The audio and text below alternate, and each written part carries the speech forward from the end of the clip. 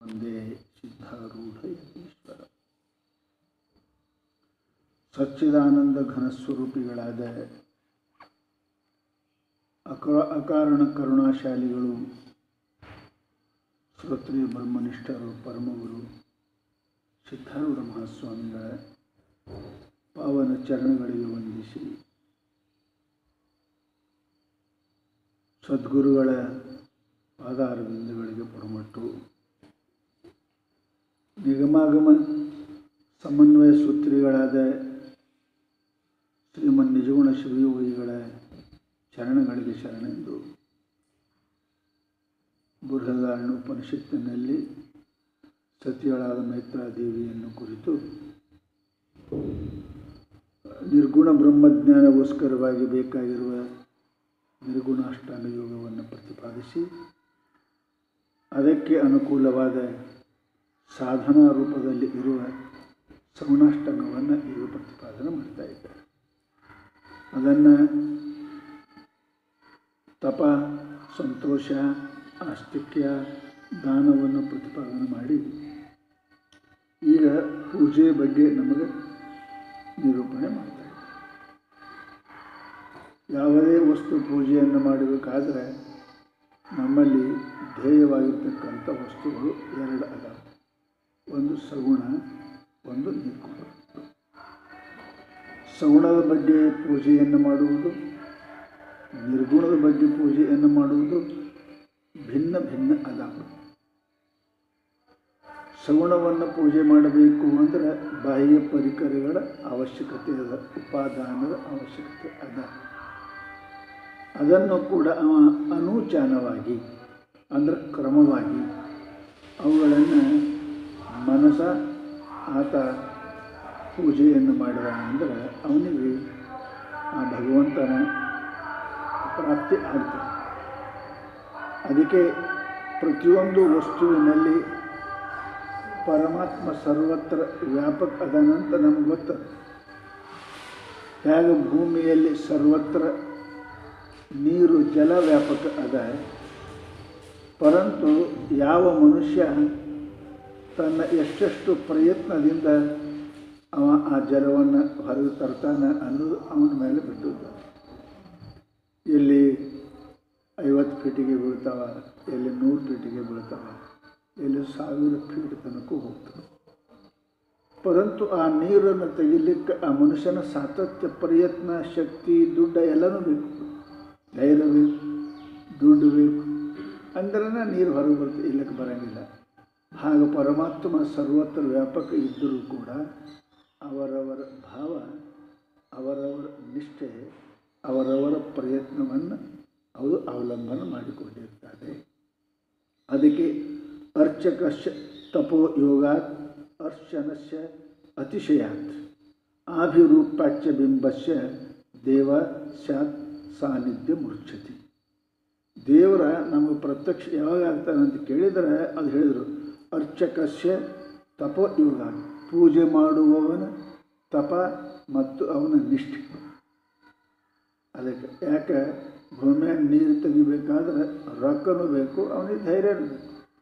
ಅವೆರಡು ಇದ್ರೆ ನೀರು ಸಿಗುತ್ತದೆ ಭೂಮಿಯಾಗ, ಅದ ಎಲ್ಲಿ ಹೆಚ್ಚು ಎಲ್ಲಿ ಕಡಿಮೆ.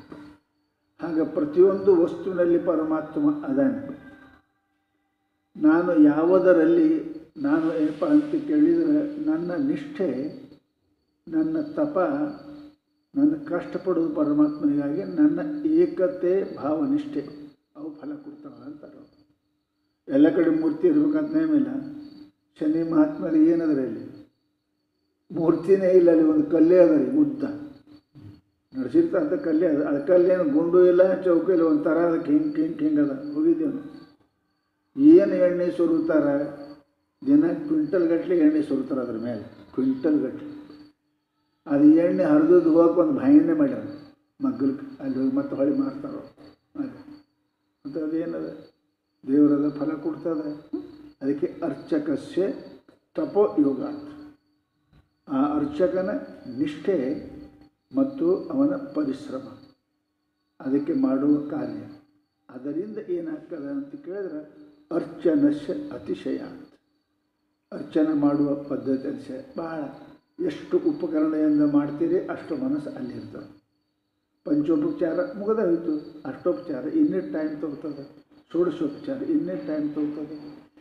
ಹೀಗೆ ಅರ್ಚಕನ ನಿಷ್ಠೆ, ಅರ್ಚಕನ ಪರಿಶ್ರಮ, ಅರ್ಚಕನ ಏನಪ್ಪ ಅಂತ ಕೇಳಿದ ಪ್ರಯತ್ನ, ಇವೆಲ್ಲವೂ ಕೂಡ ಏನಾಗ್ತದೆ ಅಂದ್ರೆ ಆಭಿರೂಪ್ಯಸ್ಯ ಏನಪ್ಪ ಅಂತ ಕೇಳಿದ್ರೆ ಬಿಂಬಸ್ಯ, ಆ ವಸ್ತುವಿನಲ್ಲಿ ಏನಾಗ್ತದೆ ಅಂದ್ರೆ ಅಲ್ಲಿ ಬಿಂಬದಾಗ ಮನುಷ್ಯನ ಪ್ರತಿಬಿಂಬ ಬರ್ತದೆ, ಪರಮಾತ್ಮನ ಕಾಣ್ತಾನೆ. ಹಾಗೆ ಕನ್ನಡಿ ಹಿಡಿದ್ರೆ ಮುಖ ಕಾಣ್ತದೆ, ಆಗ ಈ ಪೂಜೆಗಳು ಪರಮಾತ್ಮನ ಒಂದು ಕನ್ನಡಿ ಇದ್ದ, ಅದು ಸ್ವಚ್ಛ ಇರಬೇಕು, ಅಚಲ ಇರಬೇಕು. ಅಂಥ ಕನ್ನಡಿಯಲ್ಲಿ ಹೇಗೆ ಪ್ರತಿಬಿಂಬ ತೋರ್ತಾರೋ ಅದರಂತೆ ನಿಷ್ಠೆ ಯೋಗದಿಂದ ಕೂಡಿಕೊಂಡು ಮಾಡಿದ್ರೆ ಅವನಿಗೆ ತೋರ್ತದ. ಇದು ಸಗುಣದ ಪ್ರಕ್ರಿಯೆ, ಅದು ಪೂಜೆ ಮಾಡೋದು ಪ್ರಕ್ರಿಯೆ. ಅದಕ್ಕೆ ಅಂದರು ಆ ಪೂಜೆಯನ್ನು ಮನಸ್ಸು ಮಾಡಬೇಕು. ಇದು ಹೊರಗಿಂದಾಯಿತು. ಯಾವ ಮನುಷ್ಯ ಹೊರಗೆ ನೋಡ್ತಾನೆ ಆ ಸಾವಕಾಶ ಒಳಗೆ ಬರ್ತಾನೆ. ಕನ್ನಡಾಗ ಪ್ರತಿಬಿಂಬ ಹೊರಗದ, ನೋಡ್ತಾನೇನು ತನ್ನ ಬಿಂಬವನ್ನೇ ನೋಡ್ತಾನೆ. ಆ ಬಿಂಬ ನೋಡೋಕ್ಕೇ ಪ್ರತಿಬಿಂಬ ಮಾಡ್ಯಾನ. ಹಾಗೆ ಪ್ರತಿಬಿಂಬದ ಮೇಲೆ ನಿಷ್ಠೆ ಇಟ್ಕೋತ ಹೋದ ಅಂದ್ರೆ ಬಿಂಬದ ಕಡೆಗೆ ಆ ಮನುಷ್ಯ ಬರ್ತಾನೆ ಅಂತ ತಿಳ್ಕೊಂಡು ಬಾಹ್ಯ ಮಂದಿರಗಳು, ಬಾಹ್ಯ ಅರ್ಚನೆಗಳು ಅವೆಲ್ಲ ಏನಪ್ಪ ಅಂದ್ರೆ ಬಹಳ ವಿಧಿವತ್ತಾಗಿ ನಮ್ಮ ಪೂರ್ವಕಾಲದಲ್ಲಿ ಮಾಡಿದ್ದಾರೆ. ಬಹುಶಃ ನಿಮಗೆ ಗೊತ್ತಿರಬೇಕು, ಹಿಂದೆ ಬಹಳ ವ್ಯವಸ್ಥೆ ಇತ್ತು, ಈಗ ತಪ್ಪಿ ಹೋಗಿದ್ದವು. ಪ್ರತಿಯೊಂದಕ್ಕೂ ಸುಖಕ್ಕೂ ದುಃಖಕ್ಕೂ ನಾವು ಮಂದಿರಕ್ಕೆ ಹೋಗ್ತಿದ್ದೇವೆ, ಗೊತ್ತಿರಬೇಕು. ದುಃಖ ಆದರೂ ದೇವರ ಅಂತ್ಯಕ್ಕೆ, ಸುಖ ಆದರೂ ಉತ್ಸವ ಮಾಡ್ತಿದ್ದೇವೆ, ನಡಿ ಉತ್ಸವ ಮಾಡ್ತೀವಿ. ಈಗೂ ನೋಡ್ರಿ ಇಲ್ಲಿ ಭಾಳ ಮಳೆ ಬರಲಿ ಅಂದ್ರೆ ಮಾಡ್ತಾರೆ ಇಲ್ರಿ, ಏನೇನೋ ಮಾಡ್ತಾರೆ. ಮಳೆ ಬರಲಿ ಅಂದ್ರೆ ಏನಪ್ಪ ಕಪ್ಪಿ ಮದಿ ಮಾಡ್ತಾರೆ, ಕುದುರೆ ಕತ್ತಿ ಮದಿ ಮಾಡ್ತಾರೆ, ನೋಡ್ರಿ ಹಂಗದಾವ. ಇವೆಲ್ಲ ಏನಪ್ಪ ಅಂತ ಕೇಳಿದ್ರೆ ಅದಲ್ಲ, ಸರ್ವತ್ರ ಪರಮಾತ್ಮನ ಅಸ್ತಿತ್ವವನ್ನು ತಿಳಿದುಕೊಂಡು ಹಿಂದಕ್ಕೆ ಮಾಡಿದ್ದು ಮಾತು. ಮಂದಿರಕ್ಕೆ ಹೋದರೆ ಸುಖಕ್ಕೂ ಹೋಗ್ತಾನೆ, ದುಃಖಕ್ಕೂ ಹೋಗ್ತಾನೆ. ಆ ಪ್ರಕಾರವಾಗಿರ್ತಕ್ಕಂಥ ಅಲ್ಲಿ ಮಂತ್ರ, ಅಲ್ಲಿ ಉಪಕರಣ ವ್ಯವಸ್ಥೆ ನಮ್ಮಲ್ಲಿ ಮೊದಲು ಮಾಡಿದ್ದು. ಈಗ ನಾವು ಕಳ್ಕೊಂಡಿದ್ದೇವೆ ಅದು ವ್ಯವಸ್ಥೆ.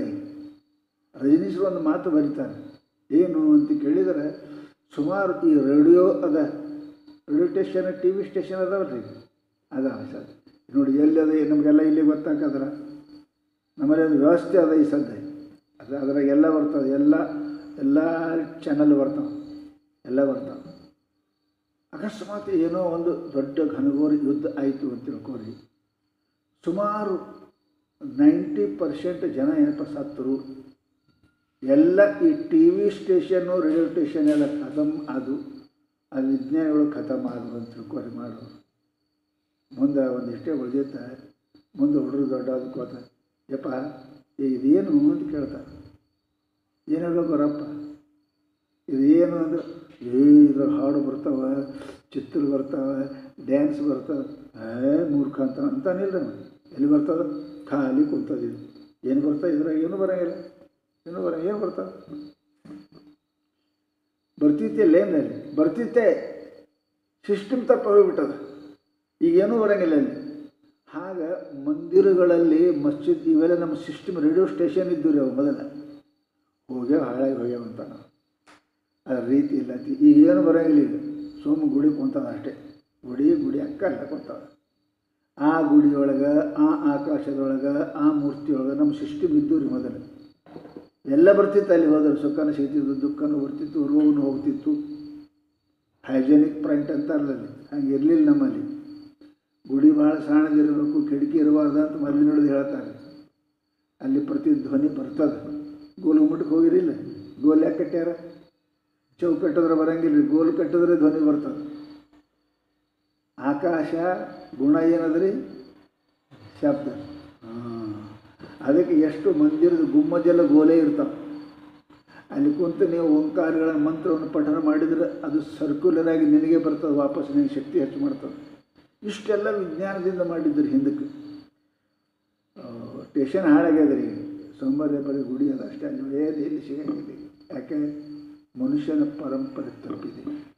ಮಾಡುವವನ ಭಾವ, ಅದು ಸ್ಥಿತಿ, ಪ್ರದೇಶ, ಕಾಲ ಇವೆಲ್ಲವೂ ಕೂಡ ಏನಪ್ಪ ಅಂತ ಇತ್ತು. ಅದಕ್ಕೆ ಪ್ರಾತಃ ಕಾಲದಲ್ಲಿ ಸಂಧ್ಯಾಕ ಪಂಚಸಂಧ್ಯಾ ಯಾಕೆ ಹೇಳ್ಯಾರ? ಅದು ಸಮಯದ, ಆ ಸಮಯದಾಗೆ ಅದೆಲ್ಲ ಆಗ್ತವೆ. ಉಳಿಗೆ ಟೈಮ್ ಆಗಂಗಿಲ್ಲ. ಹೌದ್ರಲ್ಲಿ ಮುಸಲ್ ಬರೋಬ್ಬರ ಅದೇ ಸಮಯಕ್ಕೆ ಹೋಗ್ತಾರಲ್ರಿ. ಮುಂಜಾನೆ ಸಾಯಂಕಾಲ ಬಂದಕ್ಕೆ ಹೋಗಿ ಬರೋಬ್ಬರ ಟೈಮ್, ಅದು ಮಧ್ಯಾಹ್ನಕ್ಕೆ ಹೋಗಕ್ಕೆ ಬರೋಂಗಿಲ್ಲ. ದಂಧ ಅವನಿಗೆ ಮಾಡಂಗಿಲ್ಲ. ಅದು ಆ ಸಮಯದ, ಆ ಕಾಲ, ಆ ದೇಶದ, ಅವೆಲ್ಲ ನಮ್ಮಲ್ಲಿ ಸಿಸ್ಟಮ್ ತಪ್ಪಾಗ್ಯದ. ಏನಪ್ಪ ಅಂತ ಕೇಳಿದ್ರೆ ಯಾರೋ ಏನಪ್ಪ ಅಂದ್ರೆ ಈಗ ತಿಜೋರಿ ಕಳೆದ ಕೀಲಿಕೆ ಕುಂತವ್ರು ನನ್ನ ಅಂತ್ಯಕ್ಕೆ. ಕೀಲಿಕೆ ಅದು ಕೀಲಿ ತೆರೀದೆ, ಅದ ಖರೆ ನಮ್ಗೆ ಗೊತ್ತೇ ಇಲ್ಲ. ಇದು ಈ ತಿಜೋರಿ ತೆರೀತದೆ, ಈ ಕೀಲಿ ಅಂತ ಗೊತ್ತಿಲ್ಲ ನಮ್ಗೆ. ಬರೀ ಕಟ್ಕೊಂಡು ತಿರುಗಾಡ್ಕತ್ತೇವೆ ಹಾಗೆ ಕೀಲಿ ಟೊಂಕಿಗೆ ವಜ್ಜು ಮಾಡಿಕೊಂಡು. ಹಾಗೆ ನಮ್ಮದೆಲ್ಲ ಪೂಜಾ ಪಾಠ ಯಾಕಾಗ್ಯಾವ ಅಂದ್ರೆ ಕೀಲಿ ಕಟ್ಕೊಂಡಾಗ ತಿಜೋರಿ ಇಲ್ಲ. ತೆರೆಯೋಕ್ಕೆ ಎಲ್ಲಿ ಹೋಗ್ತಾನೆ ಇವ? ನಮ್ಮ ಸಿಸ್ಟಮ್ ತಪ್ಪೇವಂತಾರೋ. ಅದಕ್ಕೆ ಇವೆಲ್ಲ ಏನಪ್ಪ ಅಂದ್ರೆ ಅರ್ಚಕನ, ಧ್ಯಾನ ಮಾಡುವವನ, ಪೂಜೆ ಮಾಡುವವನ, ಅವನ ಭಾವದ ಮೇಲೆ, ಕ್ರಿಯೆಯ ಮೇಲೆ ಪರಮಾತ್ಮ ಪ್ರಕಟ ಆಗ್ತಾನೆ. ಅವನ ಭಾವದ ಮೇಲೆ, ಕ್ರಿಯೆ ಮೇಲೆ. ಹೆಂಗೆ ನೀರು ಪ್ರಕಟ ಆಗಬೇಕು ಅಂದ್ರೆ ಅವ ಮನುಷ್ಯನ ಪ್ರಯತ್ನ, ದುಡ್ಡು ಹೇಗೆ ಜರೂರಿ ಅದ, ಅದರಂತೆ ಏನಪ್ಪ ಅಂತ ಕೇಳಿದ್ರೆ ಅವನ ಭೂಮಿ ಮೇಲೆ ಒಂದು 5 ಲಕ್ಷ ರೂಪಾಯಿ ಇಟ್ಟು ನೀರು ಬರ್ತಾವೆ? ಬರೋಂಗಿಲ್ಲ. ಹೊಡಿಬೇಕು, ಪ್ರಯತ್ನ ಮಾಡಬೇಕು, ಅದಕ್ಕೆ ಹೊಡೆದ್ರೆ ಬರ್ತಾವೆ. ಅದಕ್ಕೆ ರೊಕ್ಕ ಇಲ್ಲ ಅಂದ್ರೆ ಹೊಡಿತಾನೆ ಅವನಿಗೆ, ಎರಡೂ ಬೇಕು. ಅದರಂತೆ ಮನುಷ್ಯನ ಭಾವ ಭಾಳ ಜರೂರಿ ಅದ. ಭಾವೇನ ದೇವಂ, ಪರಮಾತ್ಮ ಒಲಿತಾನೆ ಹಂಗೆ ಭಾವದಿಂದ. ಭಾವಾಚ ಭೂಕೇಲ ತೋ ಪರಮಾತ್ಮ. ಅದಕ್ಕೆ ಭಾವೇನ ದೇವಂ, ದೇವನ ಒಲಿಸ್ಬೇಕಾದ್ರೆ ಭಾವ ಬೇಕು. ಕಲೆಯ ನೃಪೇಂದ್ರಂ, ರಾಜರನ್ನ ಒಲಿಸ್ಬೇಕಾದ್ರೆ ಏನರ ಒಂದು ಕಲಾ ಬೇಕು. ಹಿಂದಕ್ಕೆ ಅವರು ಆ ಪಂಡಿತರು ಇರ್ತಾರೆ, ದೊಡ್ಡ ಪೈಲವನ ಅಲ್ಲೇ ಹೋಗು, ದೊಡ್ಡ ಸಂಗೀತಗಾರ ಅಲ್ಲೇ ಹೋಗು, ದೊಡ್ಡ ಚಮತ್ಕಾರ ಮಾತಾಡೋ ಅಲ್ಲೇ ಹೋಗ್ತೀರಿ ನೋಡ್ರಿ. ಎಲ್ಲ ಕವಿ ಬೀರ್ವಲ್ನಂತವರೆಲ್ಲ ರಾಜನ ಒಲಿಸ್ಬೇಕಾದ್ರೆ ಏನಾರ ಒಂದು ಕಲಾ ಇರ್ಬೇಕು. ದಿನಂತೆ ಮಾತಾಡೋದಿರಬೇಕು, ಏನಾರ ಒಂದು ಕಲಾ ಇದ್ದರೆ ರಾಜ ಸನ್ಮಾನ ಮಾಡ್ತಾರೆ. ಕಲೆಯ ಏನಪ್ಪ ಅಂದ್ರೆ ನರೇಂದ್ರಂ, ಅದು ಒಲಿಸ್ಬೇಕಾದ್ರು ಭಾವದಿಂದ ದೇವರನ್ನು. ವಿತ್ತೇನ ಕಾಂತ, ಹೆಂಡತಿ ಪ್ರೇಮಗಳಿಸ್ಬೇಕಾದ್ರೆ ಕೊಳ್ಳಕಾಯಿ ತರಬೇಕು. ಸಂಸಾರ ಜೀವ ಮಾಡ್ತಾಳೆ ನಿಮಗೆ ಇಲ್ಲ. ವಿನಯೇನ ಮಿತ್ರಂ, ವಿನಯ ಇದ್ರೆ ಮಿತ್ರನ ಕೃಪಾ ಆಗ್ತದೆ. ಇವೆಲ್ಲ ಗುಣಗಳಿಂದ ಸಿಗುತ್ತವೆ, ಅನ್ಯತಾ ಸಿಗುವುದಿಲ್ಲ. ಹಾಗೆ ಪರಮಾತ್ಮ ಸಿಗಬೇಕಾದ್ರೆ ನಿನಗೆ ಭಾವ ಮುಖ್ಯ ಅದ. ಯಾಕೆ ಭಾವೇ ದೇವಂ, ಭಾವೇನ ದೇವಂ. ಅದಕ್ಕೆ ಶಾಸ್ತ್ರ ಏನಪ್ಪ ಅಂತ ಕೇಳಿದರೆ, ಭಾವ ಇಲ್ಲದ ಪೂಜೆ ಅದು ಮಾಡುವುದು ಯಾವುದೂ ಅರ್ಥ ಇಲ್ಲ ಅಂತ ಈಗ ಆಂತರಿಕ ಭಾವವನ್ನು ಏನಪ್ಪ ಅಂದ್ರೆ ನಮಗೆ ಪ್ರತಿಪಾದನೆ ಮಾಡಿ ಹೇಳ್ತಾರೆ. ಅದಕ್ಕೆ ಭಾವ ಇಲ್ಲದಂಥ ಪೂಜೆ ಏನಪ್ಪ ಅಂದ್ರೆ ಅಂಥ ಮನುಷ್ಯನಿಗೆ ಪೂಜೆ ಮಾಡೋಕ್ಕೆ ಸರ್ ಅಂಥ ನಾಲಾಯಕಿ ತುಕಾರಾಮ್ ಭಾಳ ಇದ. ಏನಪ್ಪ ಅಂದ್ರೆ ಮಣಿ ವಿಠ್ಠಲ ಪಾಷಾಣ ತ್ಯಾಂಚ ತೂಂಡಾವರಿ ವಾಹನ. ಮೂರ್ತಿ ದೇವರಿಗೆ ಯಾವರ ಕಲ್ಲ ಅಂದ್ರೆ ಬಾಯಾಗ ಚಪ್ಪಲ್ ಇಟ್ಟು ಹೊಡ್ರಿ ನಾವು ಅಂಟು ಹೊಡ್ರಿ ಅವನೇ ಅಂಥವ್ನು ಬಿಡಬೇಡ್ರಿ ಅಂತಾರೆ. त्यांचे तोंडावरी वाहन नको नको दर्शन त्यांचे गलित कुष्ठ भावे ಏನಪ್ಪ ಅಂದ್ರೆ ವಾಚೆ ಗಲಿತ ಕುಷ್ಠ ಬರುವ ವಾಚೆ. ಅಂಥವ್ರು ಅಂಥವ್ರ ಬಾಯಾಗ ಹುಳ ಬೀಳಿ ಅವನಿಗೇನಪ್ಪ ಅಂತದ್ದು ಮಾರೋದಾಗಲಿ ಅಂಥವ್ನ ಜೊತೆಗೆ ಮಾತಾಡ್ಬಿಡು ಅಂತಾರೋ. ಏನಪ್ಪ ಅಂದ್ರೆ ಶಾಳಿಗ್ರಾಮಾಸಿ ಮಣೆ ಧೂಂಡ ಕೀಡೆ ಪಡೋ ತ್ಯಾಂಚೆ ತೋಂಡ. ಏನಪ್ಪ ಅಂದ್ರೆ ಯಾರು ದೇವ್ರಿಗೆ ಕಲ್ಲು ಅಂತಾನೆ ಅವನ ಬಾಯಾಗ ಹುಳ ಬಿದ್ದು ಅಂಥವ್ರ ದರ್ಶನ ಬೇಡ. ಭಾವಿ ಸದ್ಗುರು ಮನುಷ್ಯ ತ್ಯಾಂಚೆ ಖಂಡೋ ಕಾ ಆಯುಷ್ಯ. ಸದ್ಗುರುವಿಗೆ ಮನುಷ್ಯ ಅಂತ ಅಂದ್ರೆ ಅವ ಸತ್ತು ಹೋಗಲಿ ಅಂದ್ರೆ ಅವ್ರ ಆಯುಷ್ಯ ಹಾಳಾಗಲಿ ಅವನು ಕೇಳಿ ಅಂತ ನಾವು. ಹರಿಭಕ್ತಾಚ ಕರಿ ಚೇಷ್ಟ ತ್ಯಾಂಚಿ ತೋಂಡಿ ಪಡೋ ಇಷ್ಟ. ಭಕ್ತರಿಗೆ ದೈವಭಕ್ತರಿಗೆ ಸಜ್ಜನರಿಗೆ ಅವನು ನಿಂದ ಮಾಡ್ತಾನೆ, ಅವ್ರ ಬಾಯಾಗ ಮಲಪ್ರವೇಶ ಇಷ್ಟ ಅವನ ಬಾಯಿಗೆ ಬೀಳಿ. ಅದಕ್ಕೆ ತುಕಾಮಣಿ ಕಿತಿ ಐಕೋ ಕೋಠಾವರಿ ಮರ್ಯಾದ ರಾಖೋ. ಎಲ್ತಕ್ಕ ಮರ್ಯಾದೆ ಇಡಬೇಕು ಅವನಿಗೆ ಅಂತ ಮನುಷ್ಯನಿಗೆ ನಾಲಾಯಕನಿಗೆ ಅಂತಾರೆ ತುಕಾರಾಮ. ಇಟ್ಟು ನಾ ಮರ್ಯಾದೆ ಮಾಡಿ ಇಟ್ಟು ಹೇಳೀನಿ ಅಂತಾರೆ ಅಂತ ಮರ್ಯಾದೆ ಹೇಳೀನಿ ಅವನಿಗೆ ಮರ್ಯಾದೆ ಕೊಡೋ ಮನುಷ್ಯ ಅಲ್ಲದು ತುಕಾರಾಮರು ಅಂತಾರೆ. ಅದಕ್ಕೆ ಈಗ ನಮ್ಮದು ಹೊರಗಿಂದಕ್ಕರ ಭಾವ ಬೇಕೇ. ಅಲ್ಲಿ ಇಲ್ಲ ಅರ್ಚಕಸ್ಯ ತಪೋ ಯೋಗ ಬೇಕೇ. ಇನ್ನು ಒಳಗೆ ಹೋದರೆ ಶ್ರೀಮನ್ ನಿಜಗುಣ ಶಿವಯೋಗಿಗಳು ಈಗ ಆಂತರಿಕ ಪೂಜೆಯನ್ನು ಪ್ರತಿಪಾದನೆ ಮಾಡ್ತಾರೆ. ಪೂಜಾಕ್ಕೆ ಏನದ, ಅದಕ್ಕೆ ನೀರು ಬೇಕು, ನೈವೇದ್ಯ ಬೇಕು, ಆಸನ ಬೇಕು, ಹೂವು ಬೇಕು, ಅಲಂಕಾರ ಬೇಕು, ಗಂಧ ಧೂಪ ದೀಪ ನೈವೇದ್ಯ ಎಲ್ಲ ಬೇಕು, ಹೊರಗಿಟ್ಟೆಲ್ಲ ಮಾಡ್ತಾರೆ. ಆದರೆ ಶಿವನೇ ತಾನೆಂದು ಮಾನಸದೊಳಗೆ ಪೂಜಿಸಿದವನಿಗೆ ಭವಬಂಧ ಒಳಿಯದು ಹಿಂದೆ ಹೇಳಿ ಬಂದರು. ಇದು ಏನಪ್ಪ ಅಂದ್ರೆ ಸಾಕಾರ ಸಗುಣದಲ್ಲಿ ಪೂಜೆ ಮಾಡಿದಂತೆ, ಭಿನ್ನ ಬಿಟ್ಟು ಪೂಜೆ ಮಾಡಿದಂತೆ ಈಗ ನಿರಾಕಾರದಲ್ಲಿ ಅಲ್ಲಿ ಅಭಿನ್ನ ರೂಪದಿಂದ ಪರಮಾತ್ಮನ ಪೂಜೆಯನ್ನು ಮಾಡಬೇಕು. ಅರ್ಥಾತ್ ಏನು, ಆತ್ಮದೇವನನ್ನು ಭಗವಂತನ ನಿನ್ನ ಹೃದಯ ಮಂದಿರದಲ್ಲಿ, ಹೊರಗಿನ ಪಾಷಾಣ ಮಂದಿರದಲ್ಲಿ ಪೂಜೆ ಮಾಡ್ದಂಗೆ ನಿನ್ನ ಹೃದಯ ಮಂದಿರದಲ್ಲಿ ನಿನ್ನ ಆತ್ಮದೇವನನ್ನು, ಪರಮಾತ್ಮನನ್ನು ಅವನಿಗೆ ಸ್ವಾಗತ ಮಾಡು, ಆಸನ ಕೊಡು, ಅವನಿಗೆ ಬಾಧ್ಯ ಪೂಜೆ ಮಾಡು, ನೈವೇದ್ಯ ಇಡಿ, ಗಂಟೆ ಬಿಡಿ, ಎಲ್ಲ ಅಂತರದಿಂದ ಭಾವದಿಂದ. ಪರಮಾತ್ಮ ಭಾವುಕ ಭಾಳ ಅದಾನ. ಯಾವನೋ ಒಬ್ಬ ಭಕ್ತ ಹಮೇಶ ಪೂಜೆ ಮಾಡ್ತಿದಂತ ಅವನಿಗೆ ಏನು ಕೊಡವಲ್ಲ ತೊಗೊಳವಲ್ಲ, ಬರೀ ಭಾವ ಪೂಜೆ ಮಾಡವ. ಪರಮಾತ್ಮನಿಗೆ ಆಸನ ಹಾಕದ, ಎಲ್ಲ ಹಾಕದ, ಮಾಡದ, ದಿನ ಹಾಲ ನೈವೇದ್ಯ ಕೊಡವ, ಸಕ್ಕರೆ ಹಾಕವ.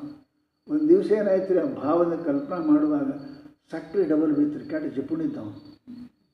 ಎದ್ರಾಗ ಹಾಕಿಲ್ಲ, ಭಾವದಾಗೆ ಹಾಲ, ಭಾವದಾಗೆ ಸಕ್ಕರೆ ಜಾಸ್ತಿ ಬಿತ್ತು. ಅರೇ ಸಕ್ಕರೆ ಜಾಸ್ತಿ ಬಿತ್ತು ಅಂತ ಕುಡಿಸಿಂದ ವಿಚಾರ ಮಾಡಿ ಅದನ್ನು ಹಾಲು ಸ್ವಲ್ಪ ಕಮ್ಮಿ ಮಾಡ್ಬೇಕು ಅನ್ನೋದ್ರಾಗೆ ಯಾರೋ ಕೈ ಹಿಡಿದು, ಇವನು ಕೈದಾರಿ ಹಿಡಿತಾವೆ ನೋಡ್ದ, ಪರಮಾತ್ಮನೇ ಇದ್ದ. ಯಾಕೆ ನಾ ಏನು ಹಾಕಿಲ್ಲ ಬಿಟ್ಟಿಲ್ಲ, ಮತ್ತು ನೀ ಯಾಕೆ ಬಂದೆ ಅಂದ. ನೀ ಹಾಕಿಲ್ಲ ಅಂದ್ರೆ ತೆಗಿಯಾಕೆ ಯಾಕೆ ಹೊಂಟಿದಿ ಅನ್ನೋ, ತೆಗಿಯಾಕೆ ಯಾಕೆ ಹೊಂಟಿದಿ, ನೀ ತೆಗಿತಿ ಅಂತ ನಾನು ಕೈ ಹಿಡಿದೀನಿ ಅನ್ನೋ.